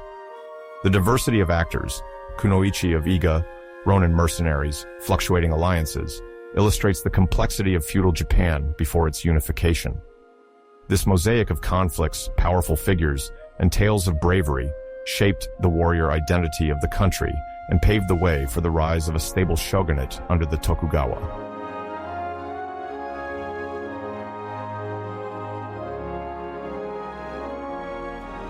The victory of Tokugawa Ieyasu at Sekigahara in 1600 ended the civil war and established a new order. The samurai aligned under a single master, while the daimyo, previously semi-independent, recognized Tokugawa supremacy and were granted strictly controlled fiefs. The principles of heredity, loyalty, and the administrative role of samurai solidified, ushering in the Edo era and more than 2 centuries of relative peace. This all stemmed from the victories and innovations of the Sengoku era, where swords clashed and gunpowder echoed, heralding a military modernity. Japan emerged, transformed from this chaotic age, driven by the ambition of its lords and the determination of its samurai.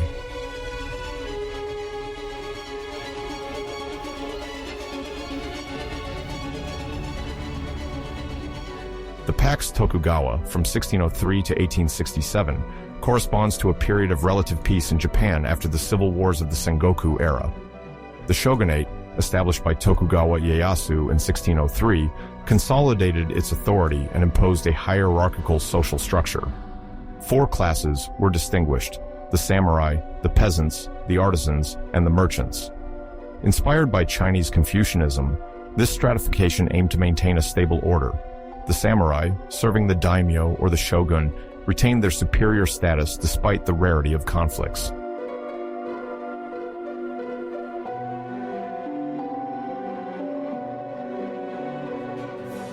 The peasants, the majority of the population, ensured agricultural production, primarily rice, the basis of the economy, and measured in koku. The artisans crafted weapons, textiles, everyday objects, or works of art. The merchants, though considered of low nobility for being unproductive, gained influence in cities like Edo.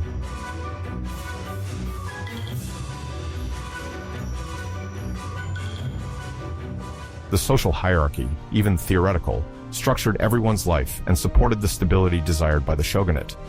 The samurai remained valued for their moral and military virtues, even as their role evolved towards administration and local management.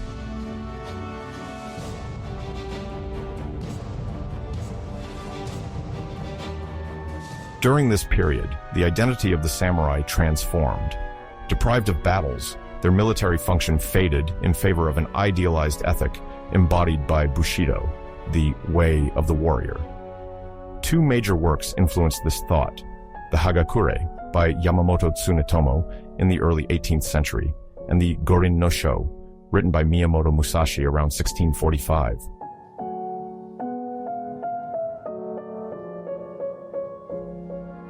The Hagakure emphasizes loyalty, filial piety, and preparation for death. Yamamoto Tsunetomo, a former samurai, promotes a philosophy of honor based on meditation, devotion to the Lord, and respect for codes.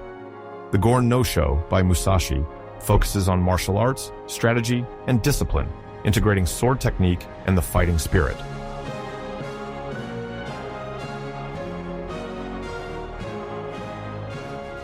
The codification of bushido under Tokugawa gave the samurai a spiritual and cultural dimension, making them a model of uprightness and discipline.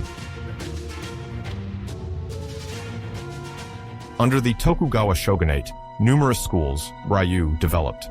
Kenjutsu, the art of the sword, dominated, with lineages like Ito Ryu, founded by Ito Itosai, emphasizing simplicity and efficiency. Jujutsu focused on throws, holds, and immobilizations, allowing the disarmament of opponents using the enemy's force.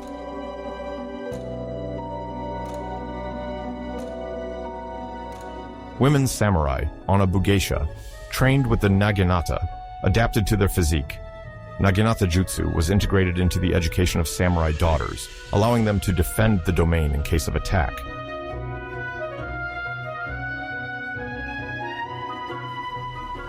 These schools transmitted more than martial knowledge, a philosophy valuing discipline, concentration, and body-mind harmony.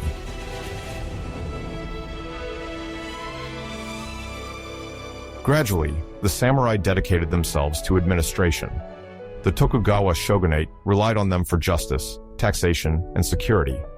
Many became clerks or stewards, drafting documents, keeping records, and ensuring communication.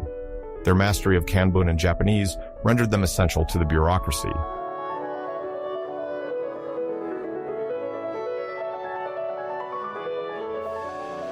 On the policing level, the samurai were entrusted with roles within the Machi Bugyo, the city administration responsible for maintaining public order and resolving civil conflicts.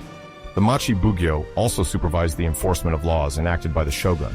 In Confucian schools, some samurai took on the role of teachers, instructing younger generations in morality, ethics, and loyalty to the hierarchy.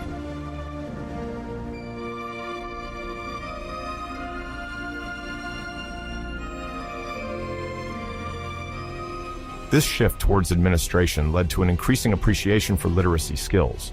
Warriors were encouraged to study not only the handling of weapons, but also philosophy, poetry, and history. They became pillars of Tokugawa governance, while maintaining their reputation as warriors ready to defend their lord or shogun if necessary.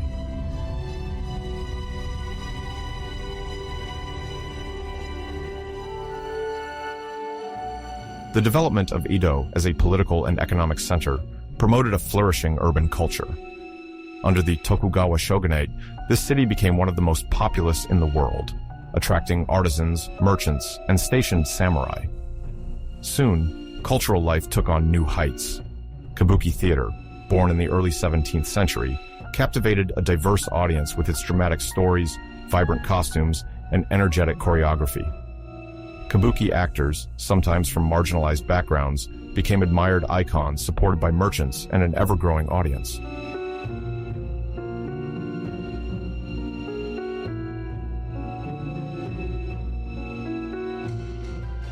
At the same time, the ukiyo-e, a popular woodblock print style, reached its peak.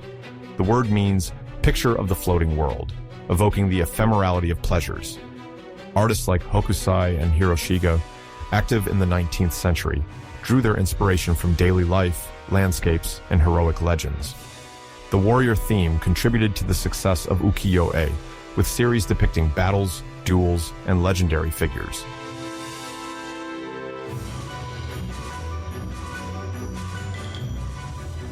At the heart of this urban culture was also the quest for refinement, embodied by the tea ceremony, haiku, and calligraphy.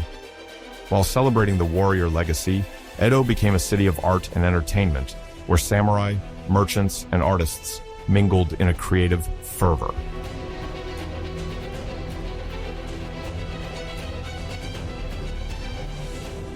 Despite the apparent prosperity of the Edo period, the Tokugawa shogunate faced several economic and food crises. The Tenmei famine of the 1780s revealed the fragility of the agricultural system and dependency on rice. Unfavorable weather conditions, poor stock management, and excessive levies led to the collapse of crops, resulting in famines, epidemics, and uprisings in several provinces. This disaster highlighted the limitations of the shogunate's stability policy, which was unable to effectively respond to natural disasters.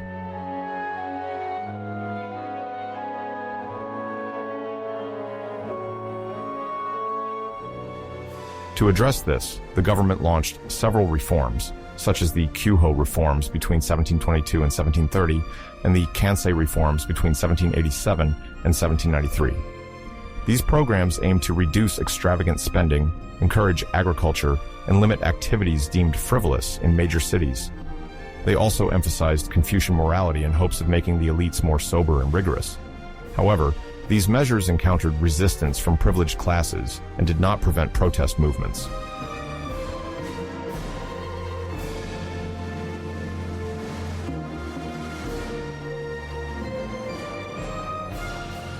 In this context, even though the Pax Tokugawa persisted, the situation worsened for the most vulnerable. The famines reminded of the system's precariousness and the shogunate's inability to ensure food security.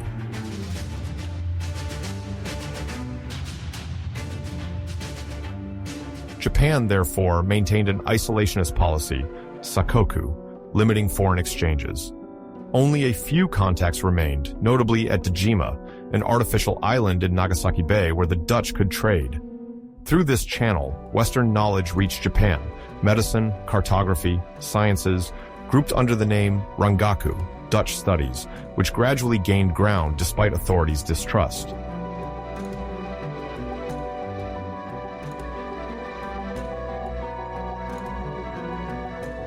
In 1853, the arrival of American Commodore Matthew Perry and his armed fleet marked a turning point. The Tokugawa shogunate was forced to open several ports to foreign trade. The Pax Tokugawa wavered under international pressure and the need to modernize the arsenal, precipitating the regime's end and heralding the Meiji era.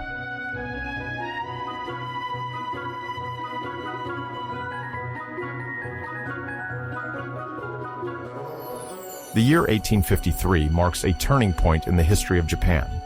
Under the Tokugawa shogunate 1603-1867, the country maintained an almost complete policy of isolation called sakoku, limiting diplomatic and commercial contacts with foreign powers, except for some restricted exchanges with Dutch merchants in the port of Dejima in Nagasaki.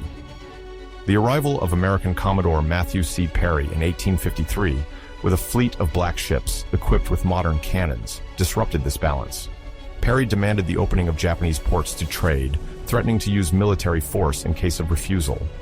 This shock, amplified by the fear and curiosity aroused by the steamships, placed Japan before a dilemma: open up to modernity or risk a disastrous confrontation with industrialized nations.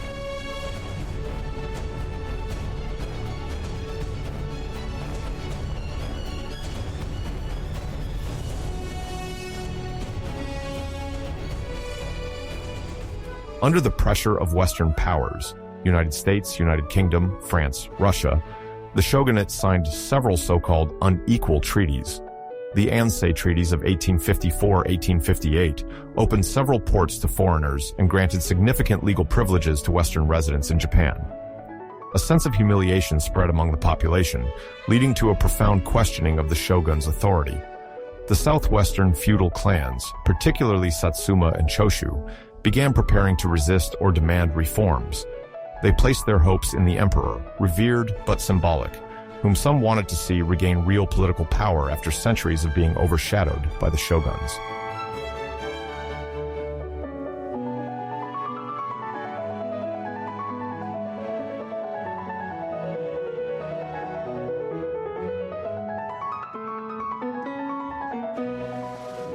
In 1867, the situation changed radically when the 15th shogun Tokugawa Yoshinobu abdicated amidst instability and military pressures. The following year, in 1868, the Meiji Restoration placed Emperor Meiji, born in 1852 as Mutsuhito, at the forefront. At 16 years old, this sovereign embodied national renewal. The reconquest of imperial power symbolized a Japan intending to restore its dignity in the face of the West, while quickly assimilating the military, technical, and industrial know-how necessary to avoid colonization. However, the question of the place of the samurai, hereditary warriors who had enjoyed social privileges during the Tokugawa era, remained crucial. It is in this context, between 1853 and 1877, that the centuries-long history of this warrior class came to an end.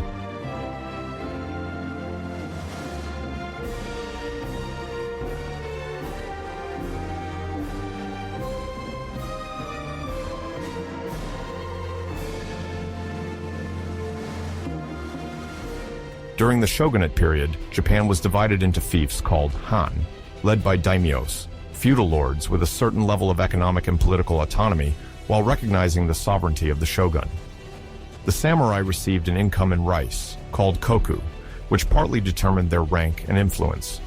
During the Edo period, they mainly lived in castle towns, specializing in administration and serving their lord while maintaining their martial training.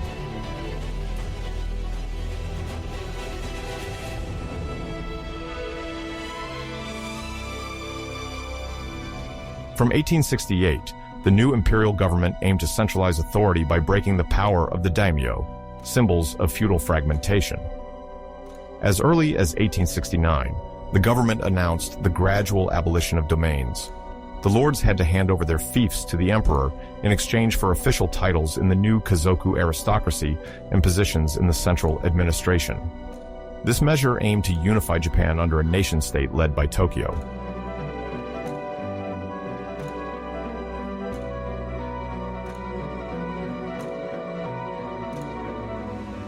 For the samurai, the reform radically changed their living conditions. Paid in rice and exempt from taxes, they now had to depend on the central state for their income. In 1871, the fiefs were dissolved and replaced by prefectures, led by governors appointed by the government. The warrior class then lost its privileges linked to fiefs and daimyos. To compensate for the loss of agricultural income, the samurai received government bonds, convertible annuity titles, offering them a theoretical monetary capital. In practice, many, unused to financial management or ill-equipped, faced economic difficulties, some making bad investments or falling victim to usurers, others attempting to start a business without mastering the ropes of the modern economy.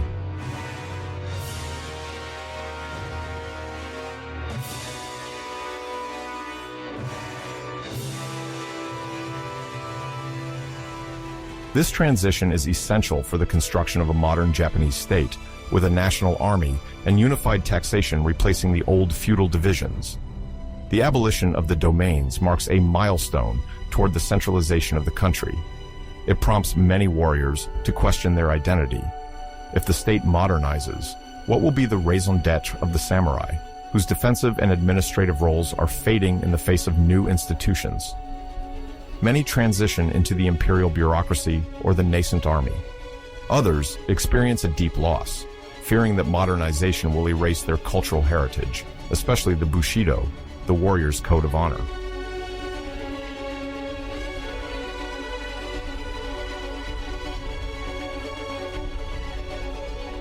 In the early years of the Meiji era, the elites emphasized the modernization of the army.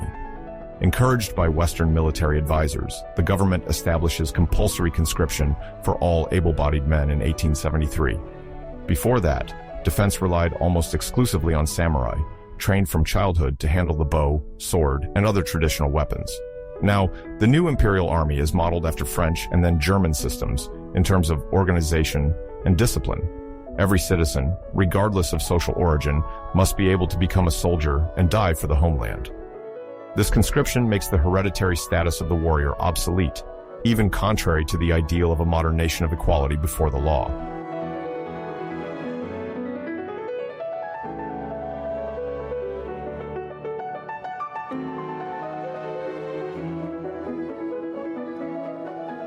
In this context, the sword, the quintessential symbol of the samurai, becomes a matter of debate. Should it remain visible as a distinctive sign or be eliminated to assert civic equality? In 1876, the government enacts the Heitorei Edict, which forbids former samurai from wearing swords in public, except for certain official roles like the Imperial Guard or the police. The goal is clear: eliminate visible signs of a privileged warrior caste. For many, this edict is a fatal blow to their identity. The sword was not just a weapon, but the emblem of personal dignity and family honor. To lay it down is to deny a heritage of several centuries.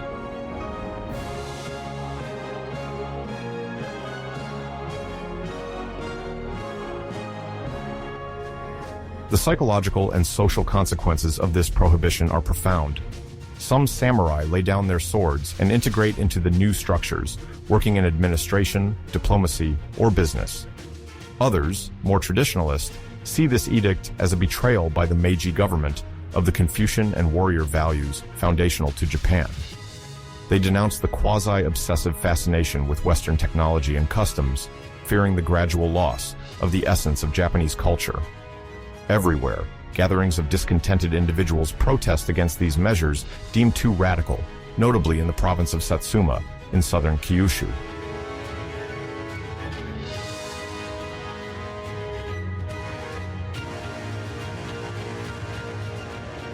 The Satsuma domain, now the Kagoshima prefecture, played a key role in the fall of the Tokugawa shogunate and the formation of the imperial government. Many Meiji leaders hail from there. Yet, after some years, A part of the clan feels that Tokyo has betrayed the honor and respect owed to the warrior class.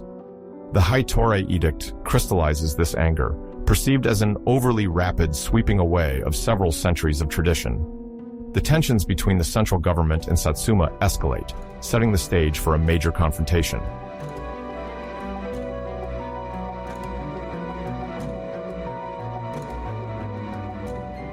At the heart of the protest is Saigo Takamori, 1828-1877, of modest origin for a samurai, who became influential thanks to his military skills, charisma, and loyalty to Satsuma. He was a key player in the alliance with the Choshu clan to overthrow the shogunate. Under the Meiji regime, he held important positions in the imperial administration, but opposed the rapid modernization of society and denounced the marginalization of the samurai heritage.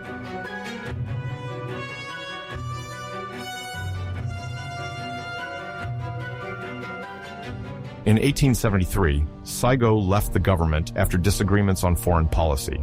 He advocated for a punitive expedition against Korea, which was rejected by his colleagues who feared the costs and risks.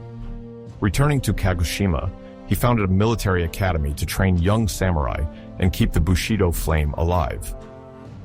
Gradually, Satsuma becomes a hub of conservative opposition. The young warriors around him see Saigo as a mentor, ready to lead an insurrection if Tokyo continues to ignore their demands. Fearing separatism, the imperial government tries to reduce his influence by sending inspection troops and controlling the supply of arms.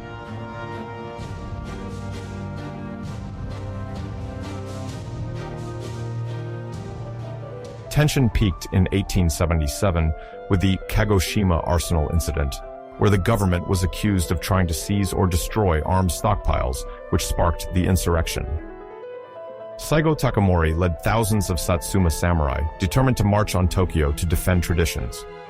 This Satsuma rebellion was the most serious challenge since the creation of the Meiji government. The insurgents hoped to rally other domains, but many samurai had already pledged allegiance to the emperor or hesitated to commit.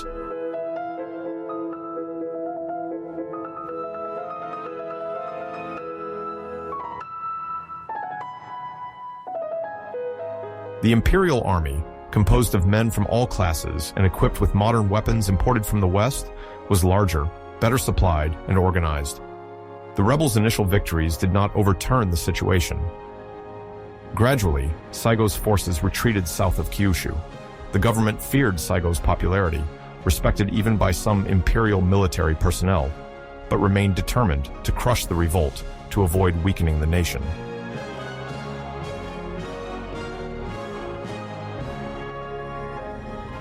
The military campaign became a gradual siege of Kagoshima. The imperial troops pushed the rebels back from town to town until Saigo and his men took a stand on the hill of Shiroyama, overlooking the bay. After several months of fighting, the imperial forces completely surrounded the rebels, now without supplies. Famine and exhaustion threatened their ranks. Despite their impending defeat, Saigo and his supporters preferred one last stand, faithful to the bushido that valued loyalty unto death.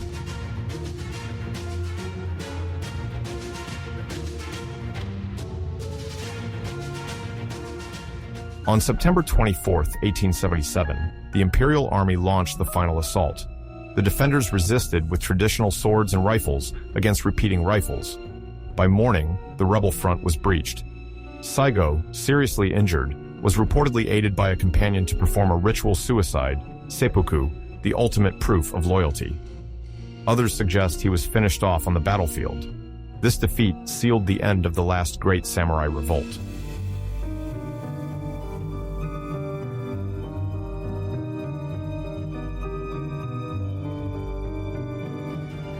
The death of Saigo Takamori, the last samurai, marks a symbolic milestone. The imperial government consolidated its authority with the victory over Satsuma, which sealed the nation's military unification. Initially labeled a traitor, Saigo was rehabilitated a few years later, recognized for his courage, honor, and sincerity, becoming a model of both traditional Japan and patriotic selflessness.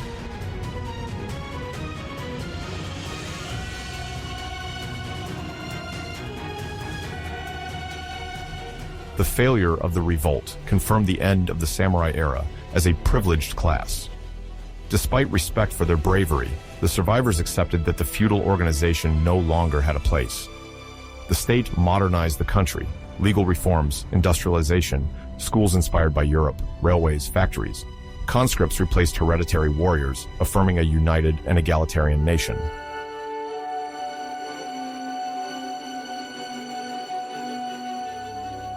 Culturally, Bushido continues to influence Japanese morals, the sense of honor, and collective duty.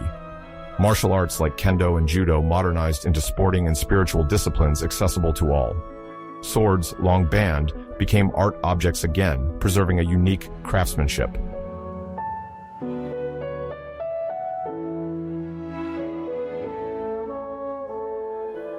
After 1877, Japan turned towards accelerated westernization.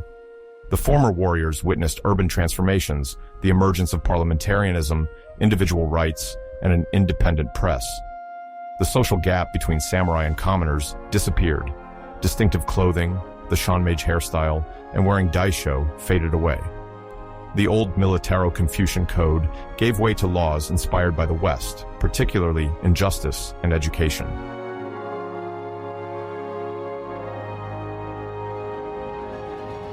The Satsuma Rebellion marked the climax and tragic end of samurai resistance, the last great conflict between feudal ideology and the will of a modern, unified state.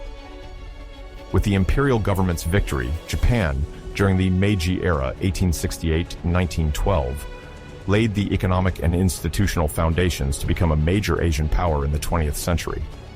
This rapid transformation painfully broke with tradition. Behind the shine of modernized armies, railways, and treaties with the West, thousands of sword-wielding men found themselves declassified, torn between loyalty to the past and the need to adapt.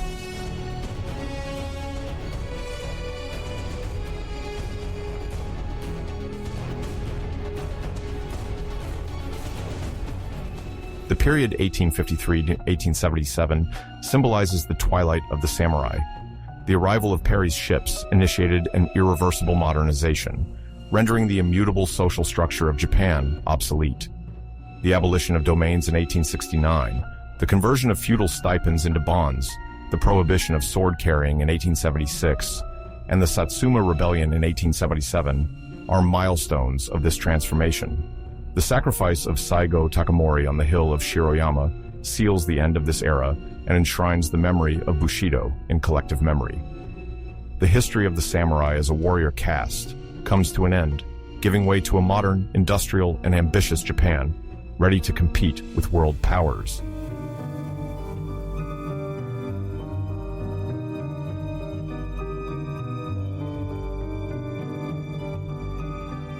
Throughout the ages, daily life in feudal Japan was organized around Bushido, the way of the warrior. This concept imposed impeccable conduct, from diet and hygiene to family and social relations. The samurai, bound by a keen sense of honor, cultivated temperance and self-control through various practices such as the tea ceremony, calligraphy, or poetry. They trained in martial arts, but were also expected to display refinement, wielding the brush with as much dexterity as the sword. This culture of rigorous politeness and inner discipline was passed on from adolescence, as warrior and literary training began early in privileged families.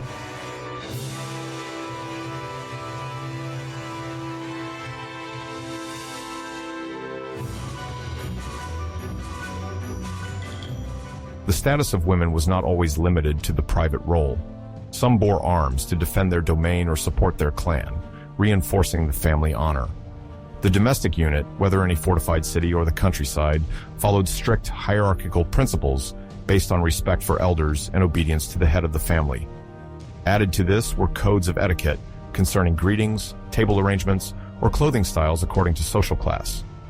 Warriors often carried two swords, the daisho, composed of the katana and the wakizashi, symbols of status, while military women could carry a protective dagger, the kaiken.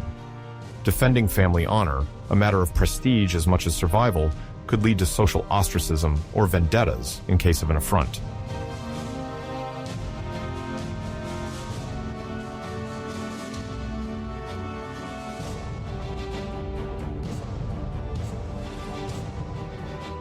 Beneath this veneer of grandeur, daily life varied according to regional resources, revealing significant disparities.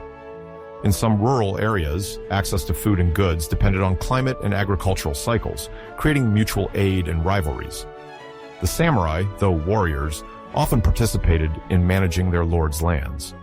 Their code of honor obliged them to protect the peasants under their responsibility and ensure their well-being, as without peasants, their status became precarious. Daily life, linked to agricultural constraints, demanded a balance between military strength, governance, and artistic sensitivity.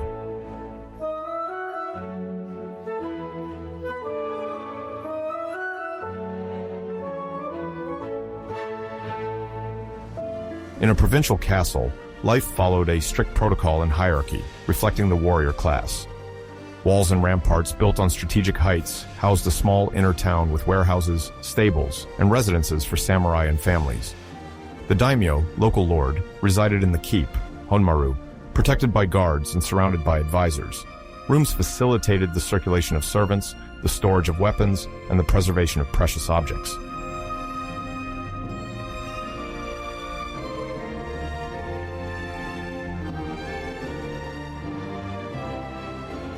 Days began before dawn, with chores and administrative obligations. Warriors of intermediate rank attended collective training: archery, spear, yari, handling, kenjutsu. Each maintained their equipment and armor. Meanwhile, instructors taught reading and writing so that the elite could keep records, draft reports, or compile chronicles.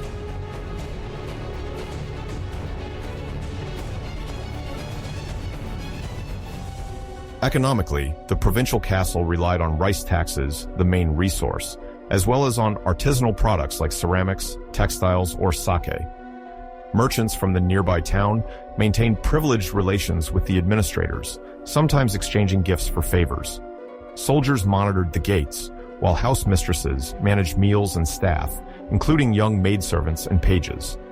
Reception rooms, decorated with painted screens and calligraphy, hosted daily audiences where the lord heard grievances, resolved disputes, and received fiscal reports.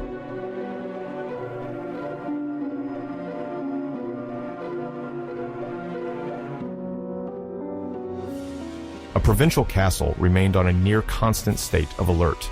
Watchtowers monitored the hills to warn of any surprise attack.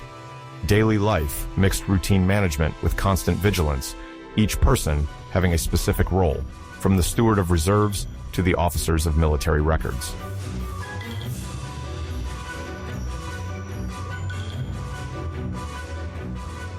The term onabugeisha refers to these Japanese women trained in martial arts and active in defense or conflict.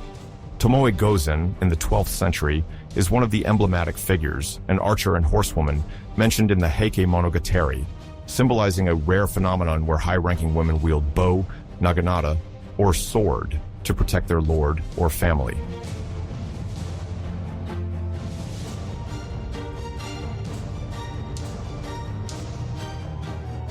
During the Boshin War, 1868 to 1869, Nakano Takeko from the Aizu clan led a group of female fighters to defend the castle against the modernized imperial army.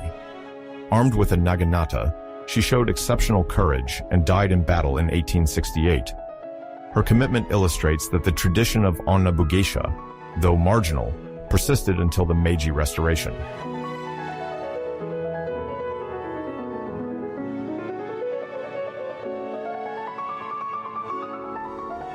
These warrior women generally received family training, often given by their father or brother. Their martial skills were set in a context where defending the clan's honor and property took precedence over gender norms. In the absence of able men, women could take up arms. The onabugeisha shared the same values of bravery and loyalty as men, embodying a bushido open to those who engaged on the battlefield. Their presence, rarely mentioned in official sources, has long been minimized, but recent research reveals their real role in Japan's military history.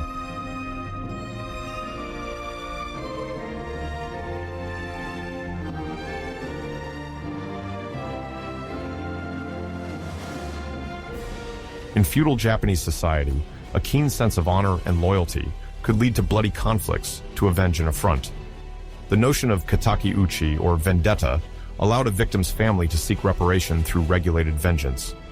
Far from being systematically punished, this practice, adhering to tacit procedures, was sometimes tolerated or even viewed as a moral duty in the face of an insult to family honor. These reprisals followed rules, such as officially announcing one's intention and avoiding cowardly attacks. However, the line remained blurred and violence was frequent.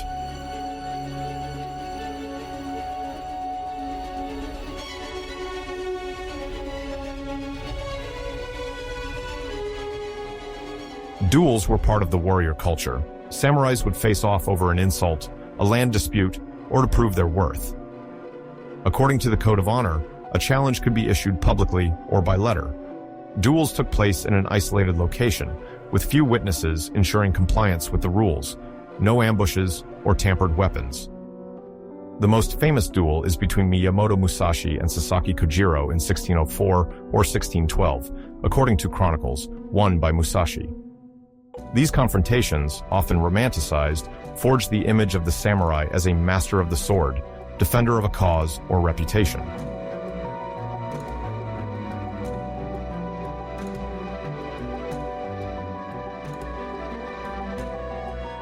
Private justice, outside the official judicial system, reflected the difficulties of central power to assert its authority in distant regions or among influential warrior circles. Local lords, to avoid endless conflicts, sought to peacefully arbitrate disputes among allied clans while respecting honor codes. When diplomacy and compromise failed, vendetta or dueling remained feared, but sometimes necessary outcomes to restore a warrior's or family's reputation.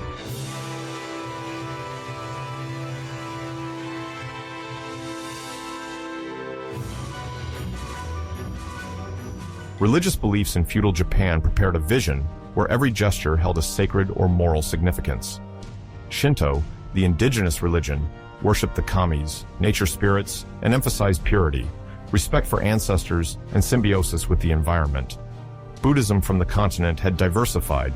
Zen, notably, attracted warriors through its spontaneous meditation and focus, valuable qualities in the face of death.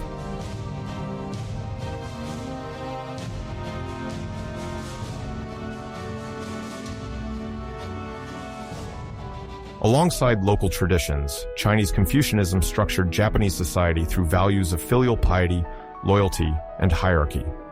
Over the centuries, these influences, Shinto, Zen, and Confucianism, intertwined within the samurai culture, blending religious practice, morality, and military demands.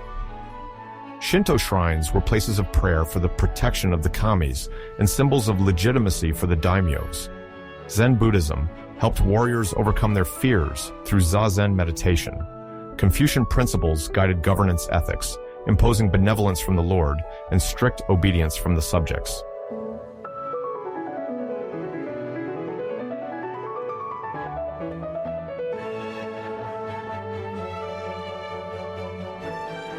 The Yasukuni Shrine, erected in 1869 in Tokyo, embodies the sacred vision of warrior sacrifice by honoring those who died for the emperor or the country.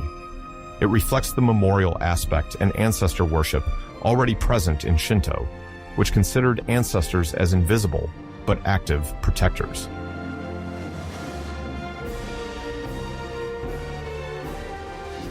The life of a samurai was marked by significant rites from childhood. The Genpuku, the first investiture ceremony, marked the transition to adulthood with the official presentation of the sword. Prior to this, the boy trained in handling wooden weapons, learned calligraphy, Confucian philosophy, and practiced physical exercises. During the Genpuku, he received a new name, sometimes that of a distinguished ancestor, and donned armor symbolizing his place in the warrior class.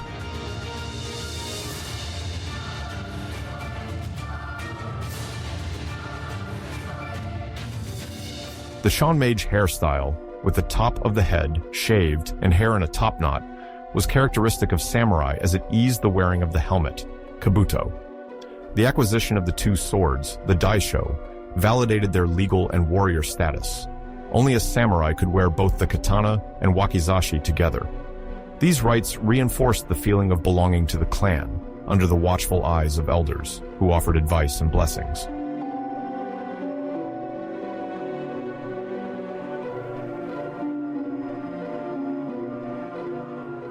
Finally, for women of the warrior class, similar but less codified rituals marked their social evolution. Receiving a kaiken, a small dagger, and learning to use it was often a solemn moment, an acknowledgement of the responsibility they could take on in defending the home. These family and spiritual ceremonies revealed the deep nature of Japanese society, linking the individual to the lineage, the clan, and the protective deities.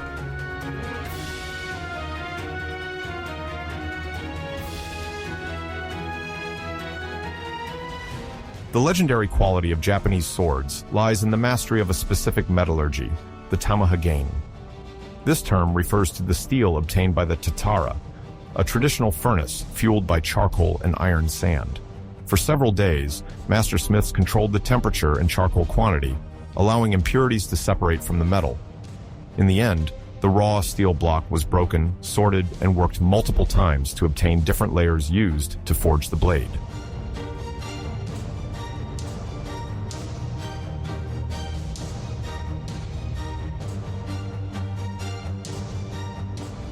This lengthy work, sometimes lasting several weeks, combined steels of varying hardness to create a blade that was solid at the core and sharp on the edge. The differential cooling produced the hamon, a wavy or straight line visible on the blade, an outward sign of quality. Each master held their secrets of folding and tempering, contributing to the fame of schools like Bizen or Soshu, renowned for their swords. The sword wasn't just a tool of combat. It represented the soul of the samurai and received meticulous care in its design and maintenance.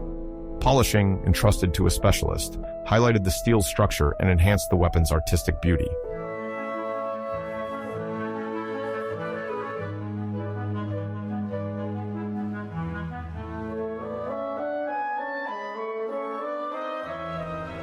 In parallel with the constant pursuit of perfection in blade making, the evolution of armor also illustrates the ingenuity of Japanese craftsmen. The first protections, like the oyoroi, which appeared toward the end of the Heian period, consisted of large panels of lacquered plates, connected by silk laces, designed for heavy cavalry. The oyoroi was imposing and often decorated with symbolic patterns representing the clan and its values.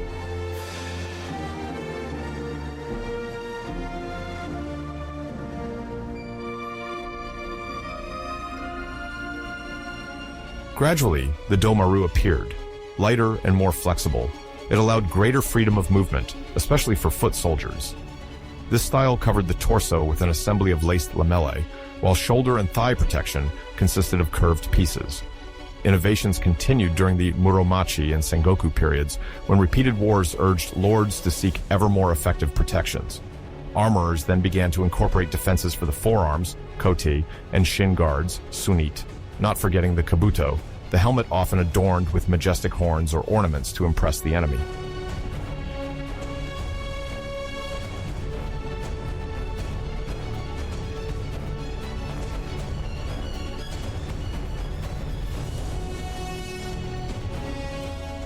Finally, during the Momoyama and Edo periods, a new type of armor called Tosei Gusoku became prevalent. It combined iron plates and lacquered leather pieces to optimize protection and maneuverability, sometimes integrating Western influences like certain metal reinforcements.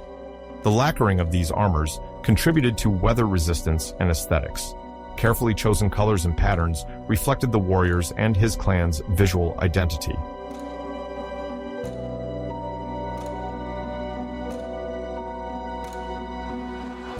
Beyond armor and swords, the organization of troops and the use of specific tactics played a decisive role in conflicts.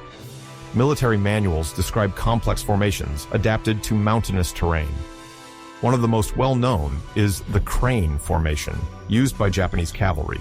The riders deployed in an arc, ready to encircle the enemy by closing the wings, similar to a bird spreading its wings, allowing for flank attacks.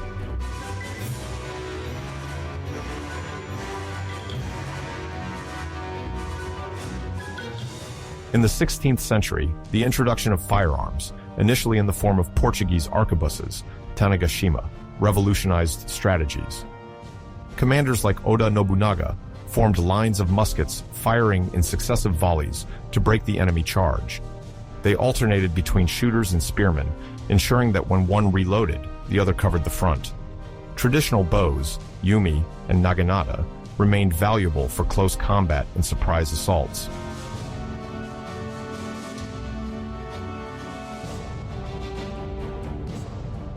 The rugged topography of Japan favored unique fortification techniques, such as the multiplication of small defensive posts and the use of mountain castles, yamajiro, on steep slopes.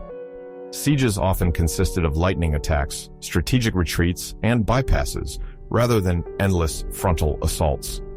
Coordination between cavalry, pikemen, archers, and musketeers became essential. This combination of studied formations, improved weaponry, and an innovative warrior culture illustrates the adaptation of a samurai class in search of efficiency, glory, and honor.